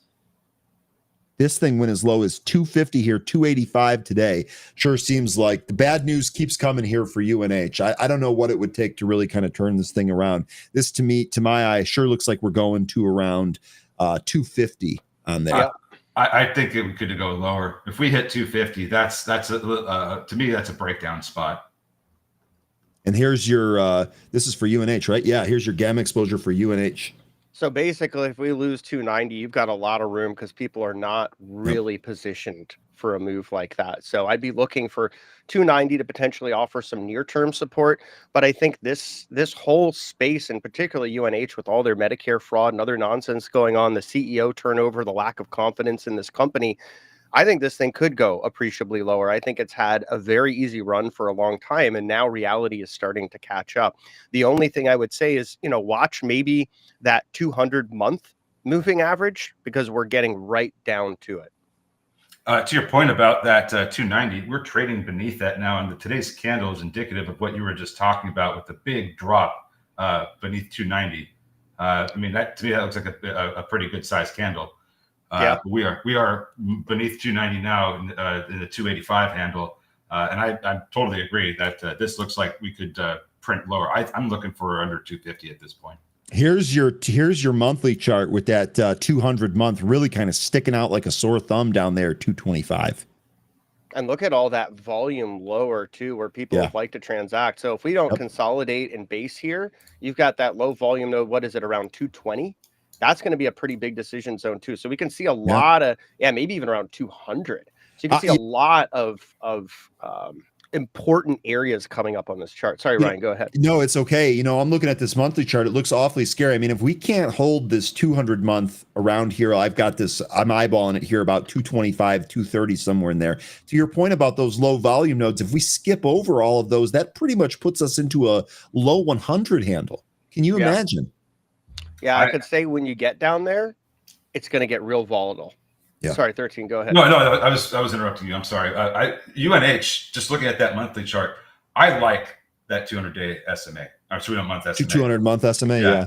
225 is about where that's at. And if you look at the consolidation to the left, that seems to be about the bottom of that consolidation area. I really do like that 200-month SMA. I'm not saying that we're going to get an absolute rebound there, but it does look like a really good spot to start buying. By the way, that pagaya that you mentioned earlier on the 'tis the season to be squeezing, well, indeed, that's happening here. Pagaya up almost 22%. This actually looks like it's going to try and take 29 and move to the highs here. It's absolutely insane the way it's trading. It is. Yeah, it is. So this is a recent IPO. BBAI. Oh, sorry for interrupting you, 13. BBAI. This is also straight up here. This is another one that I believe high short interest. Let me check. Yes, 34. Big time indeed. 34.22. Now only 1 day to cover on this one, but still, this is another 12% move. Just vertical move here out of the open. And I think this is one we talked about last time on our list of squeeze names to watch. In particular, this one, SoundHound and BBAI, tend to kind of trade in sympathy. And they're both the sort of AI thematic short squeezes that I think still, I mean, look at BBAI's chart on a long-term view. It could SoundHound still doing have something very similar to your point. Sorry for interrupting. No, you're good. Yeah, just looking at that BBAI chart on the monthly, it looks like a giant base could bring us back up to about $10. on that one. And yeah, Soundhound also having a nice run. And I'm still looking for Soundhound ultimately to get to about $20 here when this is all said and done. Okay. They actually have some real catalysts beyond being just sort of like a highly speculative garbage company. There are some actual innovative catalysts happening at Soundhound and their natural voice processing. Yeah, and we talked about this one really starting to stand on its own. Obviously, the huge move that you see here back at the end of 2024 was the partnership or the working with NVIDIA. That's been dissolved, and now it is standing on its own. So to your point there about some of the exciting technology here carrying this higher, I'll tell you what, this chart does look bullish to me. Do you have anything on the options for this one? Yeah, in terms absolutely. of where? Okay. Let me pull that up right now on both the skew front and the gamma front. All right, so for Soundhound, boy, we are making a really important move here. Trading above 12, if we can keep that move going, I think we've got some pretty good chunky room higher. I'm just sharing that chart with you. But that 12 area is where that wall of calls is. We're starting to see some positioning rolling. And look at where they're sort of like standing out like a sore thumb right at 20. Someone else is looking at that chart very similarly to the way we're looking at it and saying, you know what? And that's pretty recent. That 20 was not that pronounced last week when we were looking at this thing. So we can start to see some of those institutional desks rolling up to 13, 15, 20 on this chain, and jumping above 12 on a closing basis would be a pretty big deal. I think that does set into motion some room for continuation higher. Okay, well, you're getting it. Soundhound at the highs right now. Martin here is saying Dan Ives also likes Soundhound. Well, it's a technology stock, so I'll tell you what, do me a favor, Martin, see if you can find me a tech stock that Dan Ives doesn't like, because he seems to like all of them. So I kind of going backwards a little bit here, but you had mentioned PGY, and I was looking at this on a daily chart and noticed that we've got a bit of a resistance at 32. We had a run back in August of 2023 that took this from about $10 all the way up to 32 in a short period of time. Couldn't get a whole lot higher than 32. We actually don't have any closes above that, just some wicks. And since then, it's been trading. It traded down. It's been going sideways. We're approaching that level again. I'm wondering, maybe Marcus Mayhem, you can tell us if there's a call wall at 32, but looks like we're coming up to that resistance here again. We're about $3.50 away from that level. Funny you should mention that, 13. Yeah, pretty darn close. $30, big call wall on PGY, and then above that, seeing some positioning rolling up to 35. But there's some serious confluence there with the levels we're talking about. Producer here mentioning that he Googled Dan Ives bearish tech stocks and got exactly 0 results. Yeah, that's an impossibility. When that happens, the universe is beginning to fold in on itself. There we go. All right, good research there, producer. Marcus, I love that the gamma exposure chart that you put up. My question about that is there a single button you can click that will instantly transport that data over to a chart and put like horizontal lines for where those gamma walls are? Yes. Yeah. And in fact, awesome. There's a number of different text-driven outputs that I could format in an API that just about any system, including TrendSpider, which we're working with actively right now, TradingView, which I'm working on next, MotiveWave and Bookmap, where I already have these tools plugged in. Yes, essentially the engine that I built can create both graphical outputs and then also text-driven outputs that can be imported into charts to create those lines. And then eventually we're going to have a whole other suite of tools that also calculates bullish, bearish probabilities and price targets on top. That's awesome. I think that's a great tool to have. Thank you. Yeah. Yeah, a lot of cool stuff in the works. Yeah, and actually one of the things that we have in the works here is a different charting system that is going to allow more customizations. So that actually would be a perfect add to some of the expansion that we're doing here as well. So keep that on the back burner there. Yeah. No, that's a good idea. Good thinking there. Good thinking there, group. Big Bees, you're still playing SBET. Now, are you waiting for a particular level? Because I'm looking at a chart here. It seems like 32 is the next area where you might get a lot of support, because I don't think we're done selling off here with SBET quite yet. What say you, Big a Beast. Let me know. Go ahead. I like the gap fill that thing did, but that part of the move seems like that's over as well. Yeah. And this is one of those crypto treasury names.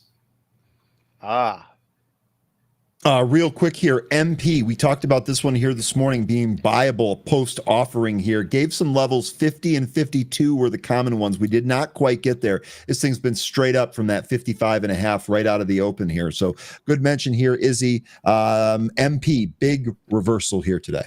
And also 13 props to you, because I know that the entire space sector is running, but one of the other stocks you touched on was Voyager. And after going 5.5% yesterday, we're seeing another almost 4% here today. So it does look like this one's coming up off the bottom as well. Yeah, it's coming back. One thing about MP Materials, I'm looking at a 5-minute chart and seeing how we've traded over the past couple of days. Looks like back on Wednesday and Tuesday, both days, we hit about the same high, 62.70-ish cents. So if we get that a rally that takes us back up to that level, I'm thinking that's going to be another profit-taking area, or we could just completely break through. But I would be keeping an eye on that particular level for some sellers to kick in here, because both days sellers hit that area. And that has some confluence with a call wall on the MP as well, around $60. Put wall just below around 55. So it seems like when we get up above 60, we kind of wick down. We get people taking profits. You get market makers defending that position as well. So some great confluence on the technicals and options there too. Excellent. Jay Rice mentioning Archer, which is finally catching up to Joby. Just as a reminder, Archer is going to be presenting today at 1:30 p.m. Eastern. CEO is going to be on a some type of show or presentation. So this is moving with Joby. To your point, Joby's obviously further ahead in terms of the actual chart. That thing's really extended. Archer actually might be a better catch-up trade here if you can nab that. Their CEO going to be talking here today. Beautiful chart on Archer too. Break above that confluence of the 20 and the 50 and just continuing to ascend. I would see $14 as the next reasonable price target for Archer. I would totally agree with that. And then the other thing here on Archer, one of the other things that we can do, we'll actually, the 14 was where this thing really kind of stalled out last time. We'll actually draw a trend line. That gives us another upside target here. We'll see if we end up getting there, but this is looking pretty good. And it's hopping above its $12 call wall today as well. So that's also pretty constructive to see if we can close above that on Archer. And like you were saying before about, I can't remember which stock it was, but what we would really like to see is we'd really like to see this wall kind of jump up, right? So it's at 12 now. We might want to see this go 16 or 17. That would tell us that there's more bullishness ahead of us. Yeah, we'd want to see some of that rolling higher on the options exposure for sure. And I'll be keeping an eye on that and some of these other names, because that's been a great leading indicator. You see some of the smart money rolling higher, then you start to see more of that squeeze pressure. And what really also can set the stuff into motion for folks that are watching squeezes and trying to get your head around some of the dynamics here. We've talked about high short interest, smaller floats, having a good amount of days to cover in a catalyst. Sometimes the catalyst is in the news. Other times, however, the catalyst is in the options flow. And if you think about how this stuff works, if someone's buying a whole lot of calls in, say, Archer, the dealer that's selling those calls has to buy shares commensurate with the delta of those calls to hedge out their exposure. So we, as a call buyer, actually have an asymmetrical impact. And that can magnify the squeeze potential as well. So, you can always go in and buy shares, and that's fine. Nothing wrong with that. But the folks that are buying those options, when you see those flows, you got to factor for that asymmetrical impact that the dealer hedging can have, especially at those higher delta strikes.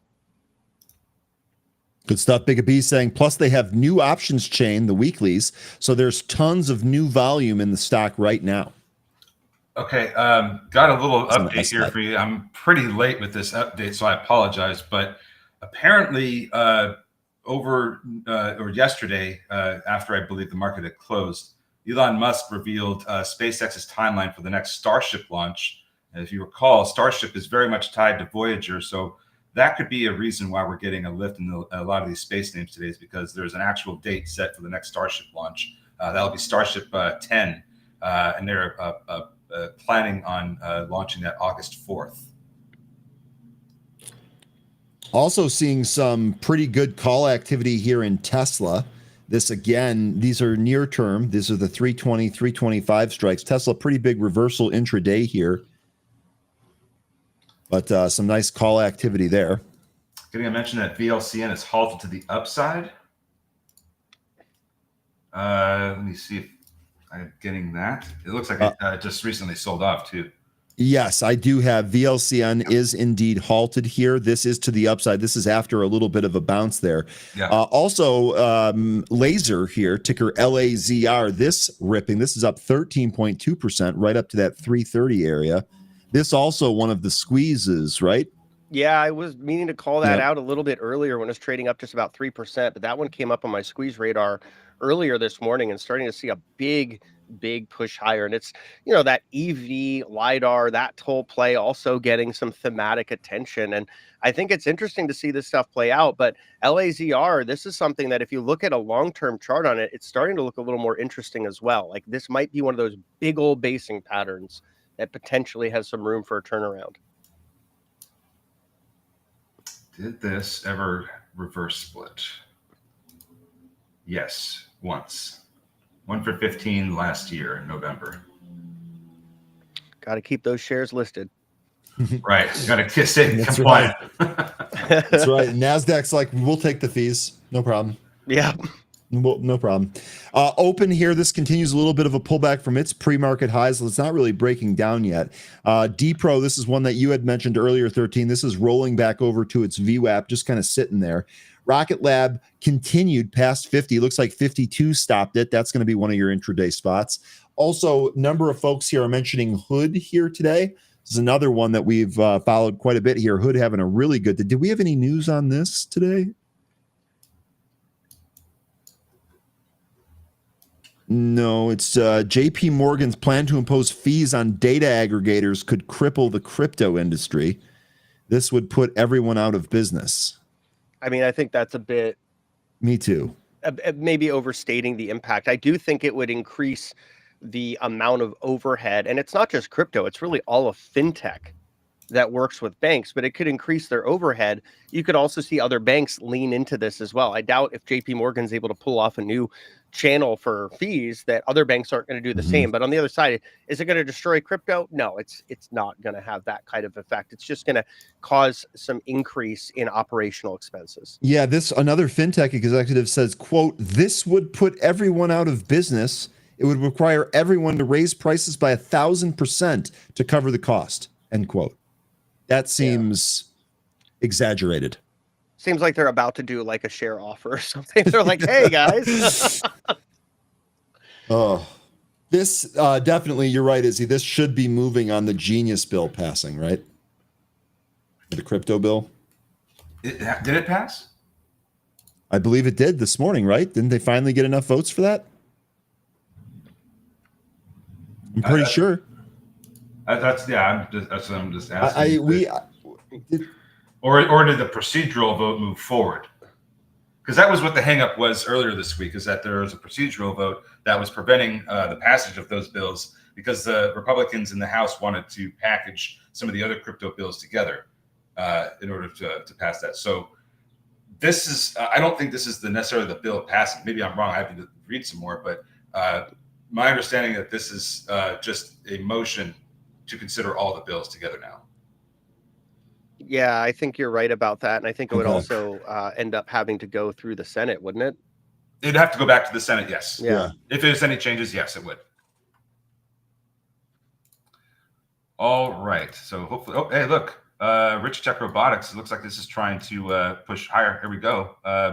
Pre-market high, and this is 204. We are now at the regular session high of 202. Are we going to break over that 204? Yeah, Jay Rice. I remember you saying that, and I'm a holder of Pepsi as it was going down. I'm having a pretty good time myself. Congratulations. Something happened to NAC, dropped 60% quickly. This is the one that could be great. Oh wow, look at how much this has come in. This one. Gosh, this is down 40% here today. Wow, look at that pull. Holy cow. So what's the And we were story just here? we were just getting asked by somebody about this, and the advice was, "Hey, this thing, you're up 80% on this thing. You should be taking some gains." I hope that was heated. Yeah, I don't see Man, oh any man. news, but keep in mind that this might have the largest gold and copper deposit in the world. There's really no infrastructure laid out or built out to mine this facility, and that'll take time, and that'll take more capital. And the path to profitability is a pretty long road, as far as I can tell, with Northern Dynasty. So could be good later on, but for now, it's just a site. I don't have any news on this either.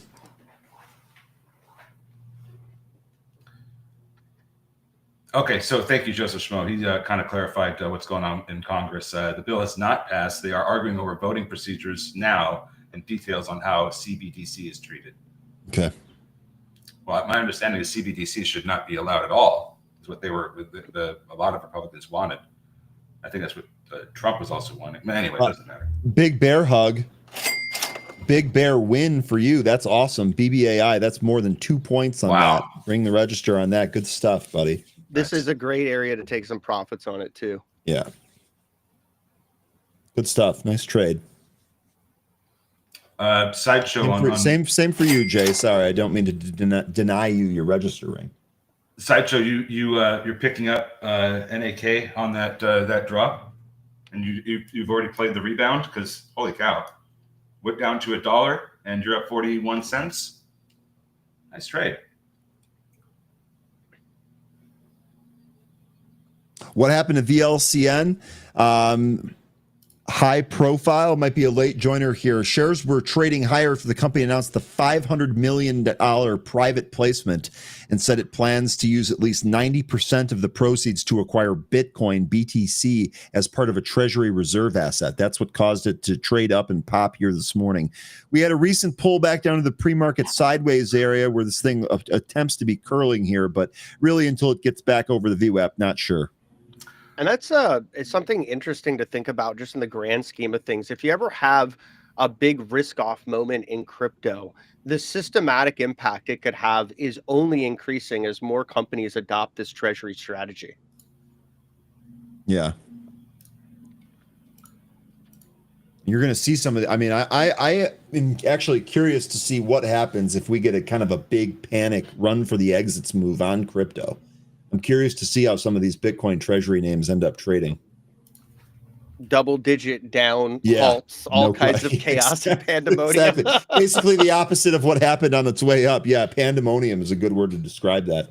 NAK, by the way, this is open and bouncing here. Looked like the halt there was not for news pending or anything. That was just a volatility halt. NAC now off the bottom here by about 50, 60 cents. Yeah, trying to recapture its VWAP right now. This looks like it might be putting in a bear flag, so be careful if this reverses at VWAP. Rich Tech Robotics getting another mention here.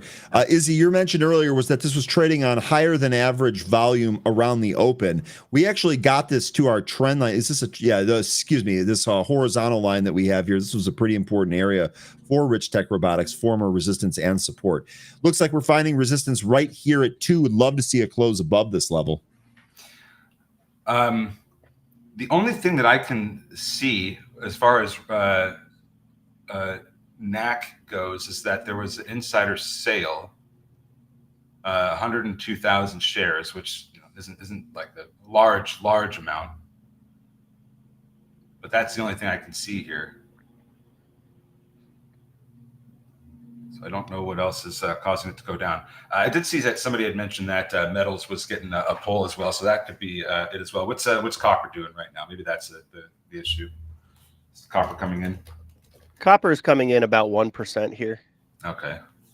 I don't think it's justifying a big 50% drop in the Northern Dynasty stock. But no, there's definitely something else going on there. I'm trying to dig into that as well. That's why I've been a bit quiet, just trying to figure out if there's anything going on that I can find. There's really not. No, there isn't. I'm doing the same thing. Pretty crazy. You and I both, when we start looking at stuff and start reading, we just get really, really quiet. Yeah, it's like we get into that rabbit hole, right? We just put blinders on. That rabbit hole, exactly. But you are getting a nice bounce in NAC. It did get rejected at VWAP, but it's still not coming back in. Getting a mention with ABVE here. This is ripping now after recapturing its VWAP. Next resistance area I have, this is actually took out the pre-market highs, making mid-new session high of 320. Next resistance area I've got is about 340. That's on NAC. Sorry, No, this is on ABVE. ABVE, excuse me. One of the movers from this morning. Found some support down around 230, and now we are recapturing some levels here.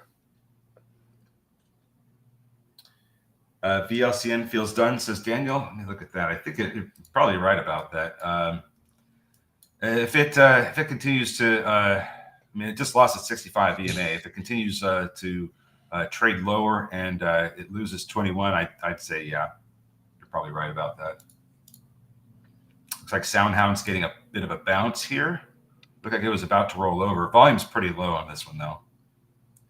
Here's that INDI, that semiconductor name. All of the chips have been trading up here after the Taiwan Semiconductors earnings here. This one, another squeeze candidate here. 32.65% of the float shorted, 10.72 days to cover. Yikes. This thing up 7.3% here today. INDI continues to the upside. That was a good call, Jay.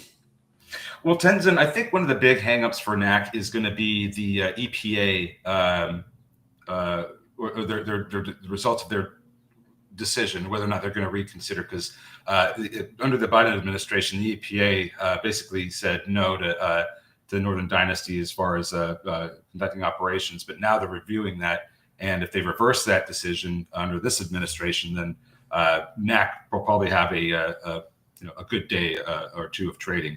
I just keep in mind, this thing does not have revenue, does not have operations, but any news about them getting the go-ahead to conduct operations, that'll certainly lift the stock.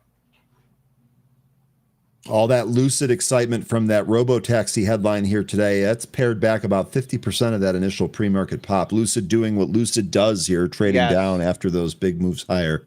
And look out for that potential offer, because this is one company that loves to come in and do that. They do love that, don't they? Oh yeah. It's a classic Lucid playbook. I might not understand the Lucid technology, but I understand that company knows how to lose money. Like I said, this is very easy for me to understand Lucid. The car is awesome. The stock is garbo. Yeah. It's just, and until that changes, that's just the way I look at it. Sweet looking car, feels like a spaceship, super expensive, but man, oh man, this stock it's painful to own. Yeah.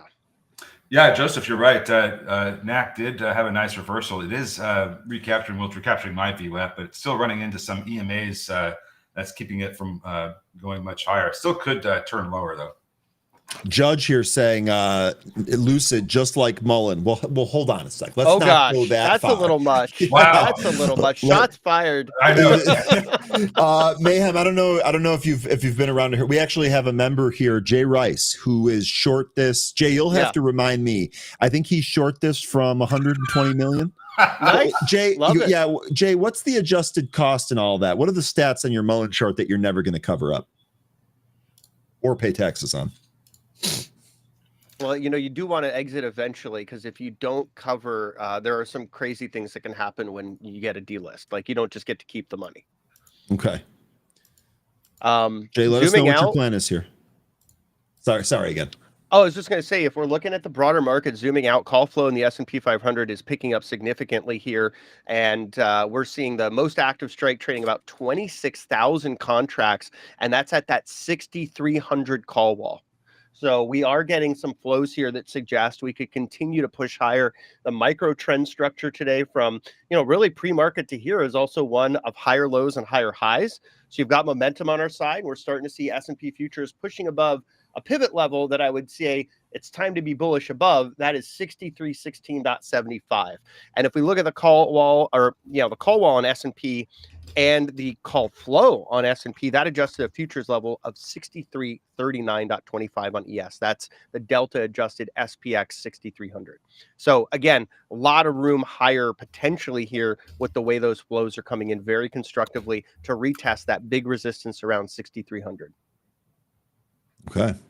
6,300 on the S&P cash, 22 points away from where we're currently at. And for your futures traders, 6339.25. 63. That's what I was wondering what that translates to on this ES. I can pop a chart in here if you guys want of just Sure. the volume flow. Here it is. Oops, let me grab that here. Thank you. Boop. Here is your volume for SPX.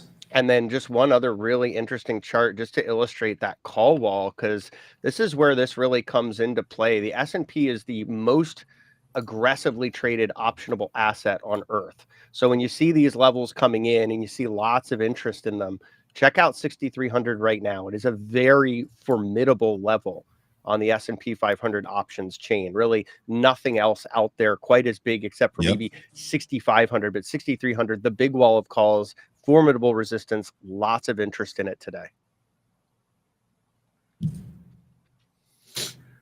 I got a question from Joseph Schmos is asking, I just sold all my BBAI positions at this nice peak. Where do you like re-entry? I don't know that I can really speak on re-entry at this point. There's something I need to see first, and I need to see this hold above 8. If we lose 8, I fear that we might end up trading back lower. Now, if you look at a daily chart, the reason I'm thinking that way is because we did attempt to close above 8 earlier this month, and we couldn't do it, and it led to more downside. So my expectation here is that if we do not close above 8, that we could end up seeing that again. So as far as today goes, I don't know where the best spot would be for re-entry. I mean, maybe 750 if it gets down there, but I think when it comes to BBAI, I would just be more comfortable seeing how we end up closing today, whether or not that's above or below $8. Yeah, that's also a really big call wall on BBAI to watch that same level. And there was a low volume node that this thing had such a beautiful bounce on from the weekly. That's around $6. And you can see it just standing out like a sore thumb in that gap on the chart. Yep. This is exactly why we like to call these decision levels, because look at how price reacts. It does not want to be there, not even for a moment. Nope. Yeah, so on that weekly chart you just mentioned, it seems like we're just kind of trading sideways. Yeah. Yeah, and there's that big call wall that there's some coalescence with that $8 level. That's where the big call wall is on BBAI. So lots of signals saying we've got to break above this ceiling. If we can't close above it, you could see a hard rejection right back to that low volume node. Okay. Hopefully that helps you out there, Joseph Schmo. Yeah, watch that $6 level if you're trying to rebid. Real quick here, folks, we are going to get the bills paid. Don't go anywhere, because coming up here in just about 24 minutes, coming up next, you've got a little live webinar with the CBOE that you won't want to miss. We're diving into the evolving cryptocurrency landscape. Very, very timely for what we're discussing here today. Everything from key market trends to the latest on digital asset regulation and the CBOE's powerful trading and data solutions. Whether you're a crypto investor, enthusiast, or just curious about where this space is headed, this session is going to be packed with insights, so stick around. It's all happening right after this show ends here at 11 a.m. You don't even have to go anywhere. We'll just send you there. In the meantime, hanging out with 13 and Markets and Mayhem here, 23 more minutes. We'll keep looking for some opportunities here today. And I appreciate both of you for being here, by the way. It's always a blast. Yeah. And hey, Kevin, appreciate that. You have a great rest of your day, sir. Yeah. Kevin, take care of yourself. 100%. Okay, so Jay Rice with an interesting comment here. Christian from Hertz put out a interesting video last night. You don't really want to own indexes when VIX is 16 to 17. It's a lot of chop, but lots to do in individual named sectors. The other thing is it appears that in that same 16 to 17 range, seasonality becomes less effective. Yeah. And in fact, one of the really interesting strategies is, and one of our mods who's a contributor and is also a astrophysicist. I don't know how we get such amazing people, but he put together this study that was talking about vol blowouts. He back tested it quite a ways, and this was his long signal for basically buying the April low.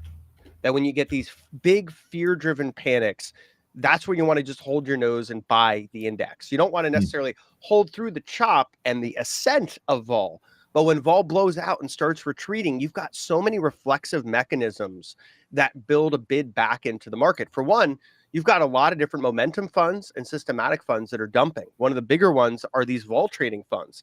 When you get a vol blowout, they have to de-risk almost their entire book. On the other side of it, they have to start selling vol again. And as they sell vol, they're also increasing equity exposure. You get other mechanically driven traders like CTAs also having to lever back up. So these vol blowouts, usually there's a big de-risking. It's like shaking the tree. A lot of the weak hands and the more systematic funds get shaken out. Then they have to buy back. And, being a kind of a way to address that or look for that is looking for that vol blowout, looking for that big backwardation in the term structure, and then starting to see it normalize as a signal that, yeah, okay, now we're probably past the worst of this vol blowout. And typically it's going to be anywhere between 30 to 90 days that reaction function kicks in, because a lot of these funds are looking backward with something called realized vol. We're generally looking forward and implied, right? The VIX is basically 30-day forward volatility expectations for the S&P. But a lot of these funds models are looking backward at realized vol for their mechanical relevering into selling vol and buying equity exposure. Big B's SBET boom. Laser boom. Laser up 17.5% here at the highs right now. That's a nice intraday double bottom on SBET. That might be the low of the day, to be honest. Rocket Lab calls, Astis 100 calls. That's ASTS Space Mobile repeat call buys. Those are the leaps. The January 2026 100 calls bought in size. ASTS.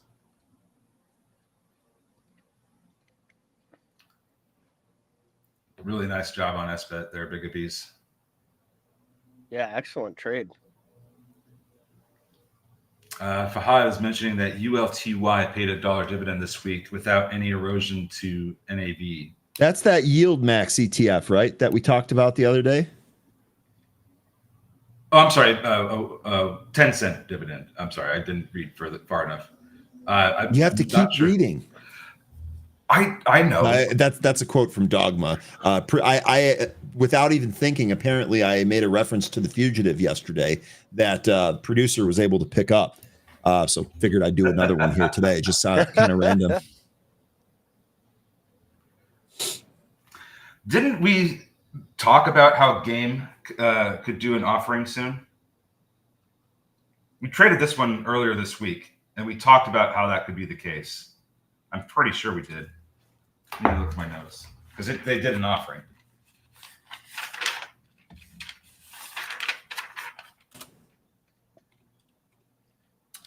Okay, yeah. So this was an Ethereum treasury. There was a conference. This one had the conference call regarding that 100 million Ethereum treasury at 12 p.m. that day, but we didn't have a read on the financials, so I don't think that was one of the we mentioned that could offer. No multiple 100% runners today. That is a good point. We only had one, I believe, and that was VLCN. And it came back in, didn't it? It's still over 300. I'm sorry. Maybe it's not. No, this was over 350%. This has absolutely come back in. So yes. Yeah. Still holding higher here by 200%, though. Yep. A modest gain. Yeah. BSLK was the only other one that was potentially going to be a 100% mover, and that didn't shake out, really. It just sold off ever since it hit the high of the pre-market. Yeah, it's been seeing a lot of distribution right as the market opened. Folks were eager to sell this thing down. Extreme Skeletor. Nice. What was the Fugitive reference? I had said, oh boy, I bet they line up to hear this one, which was a reference to the cardiologist health conference at the end of the movie. I didn't even know I was doing it, and I was just like instant. I was like, the producer must really love The Fugitive, because that was an impressive call. Yeah, that is. Brian asks, anyone here big into futures? I can say I love trading futures, so count me into that group. Just kind of looking around and seeing what's giving us a setup here. It looks like we are trying to push higher with red wire. Maybe some of the other space names are trying to move higher as well. It looks like ASTS has gone higher since we looked at it. Same with Black Sky. Some of them look to be coming in a little bit. Rocket Lab up over 6%, almost 7% now. Seems like we got some slowdown here in some of these names. Looks like SBET running into the 200 EMA on the 5-minute. Good morning, Anne-Marie. Good morning, and thank you. Futures are Anne-Marie's favorite vehicles. Jay says no futures. I need to sleep. Yeah, man. If you live in Arizona and you were up early to watch the Open today, which I think started at 3 Eastern, did you even go to sleep? Were you awake at midnight? I mean, that's something else. Maybe Lucid will get more sales if they start calling their cars futures. Maybe we don't like them then. QS 52 week. That means a 52-week high. Are you referring to? Oh, yeah, look at this. This thing is taking off this morning. 18%. QS, right? QS, yep.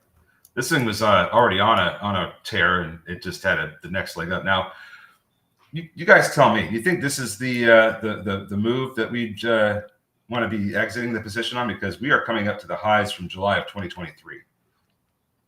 This has been a site of rejection ever since the price lost this $14 level back in May of 22. Has not been able to recapture 14 despite multiple attempts. Maybe markets, do you see a call wall perhaps at 14, maybe a little bit earlier? Yeah, I'm checking that right now here. Excellent. So it looks like it's trying to wall hop. The big call wall that I see on this one is actually around $12. The next one that I see higher where there's interest starting to build is 15 on QS. Now this thing is very extended. I think that if we're going to see 15, we're going to see that after we get some cooling. Let's take a look at the volume profile on this one as well, because the options chain is not incredibly liquid. Yeah, this is a pretty low area of interest. Like even going back a ways, we're entering the twilight zone of the volume profile. So if you're aggressively long this thing, be careful, only because, and I'm just going to share this chart, we're getting into a pretty chunky area of low interest from the market. We're taking this all the way back to like its IPO. That tells me that it's going to get real volatile. So you either get a really volatile rejection down back to $10 or below, or you get some violent continuation that probably doesn't have much staying power. Either way, after the way this thing has moved and where interest has been previously compared to now, I'd be pretty cautious up here. Yep. And I think the price action for the past few years has been telling you that as well, with the multiple rejections up at this very same area. Is this one of those ones that also likes to dump on their shareholders with offers? I feel like it is, but I haven't tracked it that closely. We can very easily track that here in Pro. Let's take a look at some of those offerings. Here's your offering history. No, I don't have one here since 2023. Okay, so what I do see looking at insider selling, however, is that these guys have just been dumping and dumping and dumping and dumping, going all the way back. I mean, I've got a whole page full of insider selling just going into the chart list, and usually this will take me back like a couple of years on a company that's not aggressive on it. And these are some pretty large insider selling. Some of these are also stock-based compensation. And that's also something that I get a little concerned about, because if you're not getting those offers, another way a company can easily dilute itself is too much stock-based compensation. It has the same effect. You're basically diluting the investors. And they're probably okay. So this was a SPAC. So Yes. It went through the whole de-SPACing process, and there's probably still some of those folks that were in this from that merger that are also still selling. Yeah, that old overhang of supply we talked about for some of these other names previously, 100% in play here. I agree.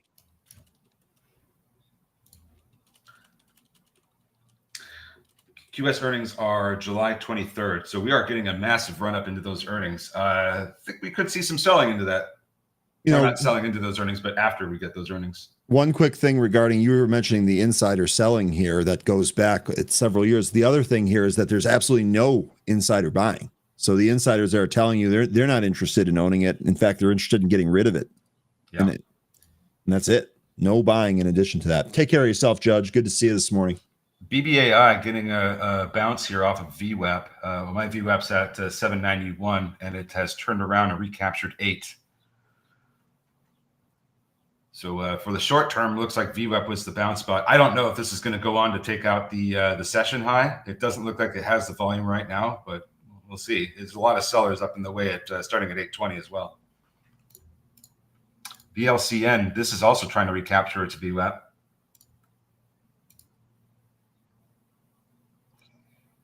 I have it above the my VWAP here. How far above? Let me go back to it here real quick. I've got VWAP at 3124. Oh. So I got 2 points here. It looks like it just kind of curled and ran right through that, though. This actually looking like it might close the gap here on the 5-minute chart up to about 35. Yeah, and then at 37, there's that's where a lot of this sideways price action begins. That started in the pre-market. When we ran up to 58, we came back in and kind of held this 37 level for a while before we lost it in the regular session. So I think 37 is going to be a big resistance area if we end up getting back up there. Okay. All right, folks. First of all, I think Markets in Mayhem dropped there, but smash up the like for him. Really special thanks for him joining. He always provides really great insight to a lot of the active things that we're trading. Really, really helpful. Some good information there. So good stuff there. We are going to be moving to the CBOE webinar in 10 minutes. That's a good one. Thinking about it, he said quantum escape. That's basically what those shareholders are doing. That's a good one. All right. So let's see what else we have happening here. It does look like SBET wants to try and recapture this 200 EMA. As long as we can hold above 3650, it seems like that could happen here. And it looks like we got markets back. Hey, no problem. No problem. We missed you. No problem. Oh, thanks, guys. Looks like, BBAI. That's a really nice reversal off the VWAP. Open looks like this is trying to get some support from its 200 EMA on the 5-minute. Soundhound, that looks like that's trying to push higher, albeit on some pretty low volume. Might run into some resistance around 1270, as we kind of did earlier this morning. Redwire is looking to make new session highs, running into some sellers, though, at the 1895 area. Laser cooled off a little bit after hitting those highs. Is back down to its its 9 EMA. Lucid might be trying to make a move through its VWAP, trying to hold on to 3 here. I think you guys brought up a really good point about keep in mind that they may end up raising cash. That's something to keep on the back burner there. Joseph Schmo, I thought that could be the case. It might be, but I don't want to say because BBAI is supposed to be the next Palantir. Anytime Palantir moves, BBAI is going to move with it. I don't think we've necessarily observed that. And somebody else tell me if that's not the case. And I also think that was just kind of an offhanded comment that was very easy to just repeat and repeat and repeat. I don't think that there's any. Okay. I don't know that we can seriously consider BBAI being the next Palantir. Yeah, there's similar, catalysts, but I think Palantir is so far more advanced in the space they're in. BBAI is also an AI company that brings, sort of enterprise scale AI software as a service, if you will, and they have been winning some pretty cool contracts, but I'm not so sure they're going to be as formidable. Palantir also has a really long runway. This company started in 2003. So they've been building this tech for quite a long time. Bull, this is actually breaking to the upside here. So this was consolidating along its VWAP. It's trying to push and break away from this 13.5 spot. We did at that pre-market high about 1384. So those of you that were on Webull here, looks like that is trying to go higher. This is a very interesting bottom that we have here in Bull. It almost looks like an inverse head and shoulders that we've got here. And we could see that crypto news, because we had talked about this when we saw what's the Hood. When we saw Robinhood go, they have all kinds of opportunities for trading crypto and financing and credit cards and all that. And I think that's one of the big reasons why Hood is trading so much better. Now we've got Bull reintroducing crypto trading to the customer base. I think that's the kind of thing that they needed in order to start trading more like Robinhood. So with this news and this move off of $12 and this pattern that we're forming here, it looks like we're certainly going to go back up to at least 16. I don't know if anybody else feels that way, but that's what it looks like to me. Yeah, this to me, it looks like Bull wants to try and go higher. I don't necessarily have a target here, but. Wow. What happened to this name previously that caused that? This was just the Webull IPO getting sold aggressively there on that last spike. Yeah, so there were some jokes that when this thing first came out, it had a pretty huge fin to it following. Yeah, I saw one of the best tweets that kept getting circulated as this thing was running up is the ticker is literally Bull. So of course it's going to trade up. Like this was an easy one. I think that might just be kind of a joke there. But aside from IPO day, this has been nothing but a slow leak. Yeah, so I'd look at the $15 call wall on Bull as a potential area of resistance. And it's interesting, if you guys remember when Robinhood had its IPO way back, it had a move. It wasn't quite as insane as Bull, but it was a big move higher. And then just sort of a lot of consolidation before it eventually made its next move.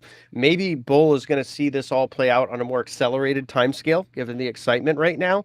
But it seems like you have a sort of similar situation. A lot of people got burned on that big move higher. You know, they may have to come in and buy at higher prices if they get excited by this thing breaking out. And then just looking at the volume profile here, I'd also say that you want to see a move above that 15 level, because that gets you into an area where there really has not been nearly as much exploration in the past. That whole move was on very poor market structure and not a lot of volume. So it'd be the price discovery is going to get a lot more interesting above 15. You're going to start to probably see folks get excited again, both by hopping up the call wall. Maybe we see some position rolling higher, but also just the way that the volume profile has taken shape. And also that would bring us above the 21-day moving average even further, which is a great momentum indicator, that EMA 21 on some of these momentum stocks. Okay, good stuff there on Bull. And that rejection at 15 back on the third, that sets it up for this next move, because if we hit that 15 again, this is the way that this pattern is taking shape. That 15 is going to be more of a breakout area, I think, this next time around. We're also about to get another technical indicator happening here, a silver cross, where the 20 is moving over the 50-day estimate to the upside. Good stuff there. Okay. Oops, I was sharing the wrong chart. I'm sorry about that. All right. So real quick, we're going to be wrapping it up here in just about 4 minutes, but don't go anywhere, because coming up next, we've got a live webinar with the CBOE that you won't want to miss, diving into the evolving cryptocurrency landscape, everything from key market trends to the latest on digital asset regulation and CBO's powerful trading and data solutions. So whether you're an investor, an enthusiast, or just curious about where the space is headed, this session is for you. Again, I will send you over there automatically. You don't need to do anything. Markets and Mayhem, once again, really appreciate you taking time out of your morning here to join us. Really informative stuff. Thank you very much. It's a pleasure to be here with you guys.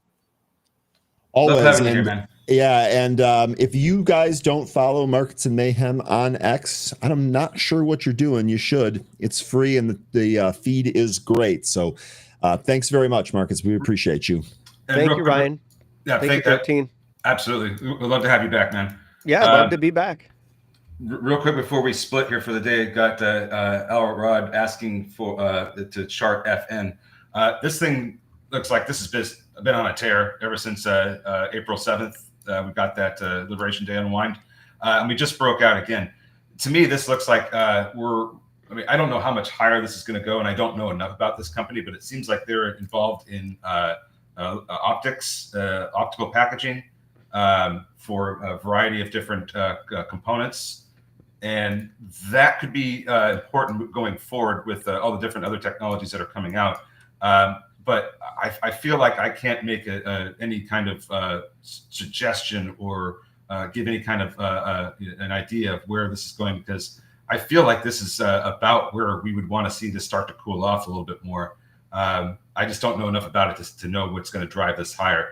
So sorry, I can't give you something more definitive right now, but maybe if I had a little bit more time, I could come back later and tell you more about what I think. Well, good news. We'll be back tomorrow.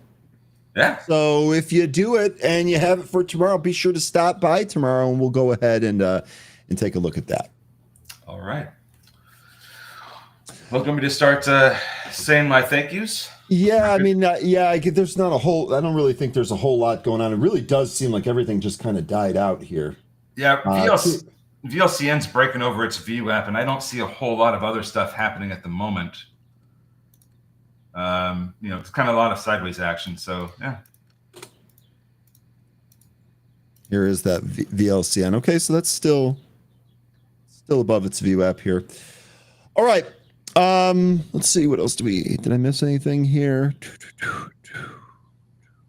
I thank you for coming back here, Zach. Hope to see you tomorrow. Oh, you know what? Pew. We didn't even look at that. This was after that IPO yesterday. Ooh. This thing this thing IPO'd in the pre-market, ramped to 25, and then just bled all day. More bleeding here today. Love this comment here. Let me find it. Levy DeHaan saying, I was the first person to get $5 puts on Pew.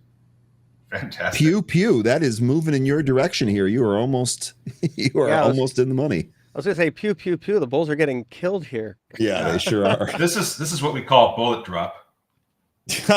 Okay. Well, we talked about the idiot drop on Google. This might be bullet drop. Okay. Any closing words here for the group? We'll go to both of you guys. Take it away, Market. You know me. I'm happy that everybody's here, and I'd love to see everybody again tomorrow, and I'll see you then. But Market, take it away. Yeah, grateful to be here with you guys. It's a great group. You have folks out there. Remember, this is options expiration week, so tomorrow can be a little bit more wild, especially in the really optionable names that are traded. You may see a bit of a Lotto Friday type of thing. Let's look at the pre-market and look at the flows as the market opens for opportunities there. But I think the big expansion in the broader market next week, that's when we become unclenched from gamma. So that's where you might see that big continuation, potentially higher. So watch that 6,300 wall of calls on S&P. And again, Ryan 13, thank you so much for having me on. Would love to be on again, and wishing everyone a great week ahead for the rest of your week. Yeah, we will absolutely have you back. Thank you both. Have a good rest of your day. We'll be back tomorrow. Sending you over to CBOE right now. Stay green, stay safe, stay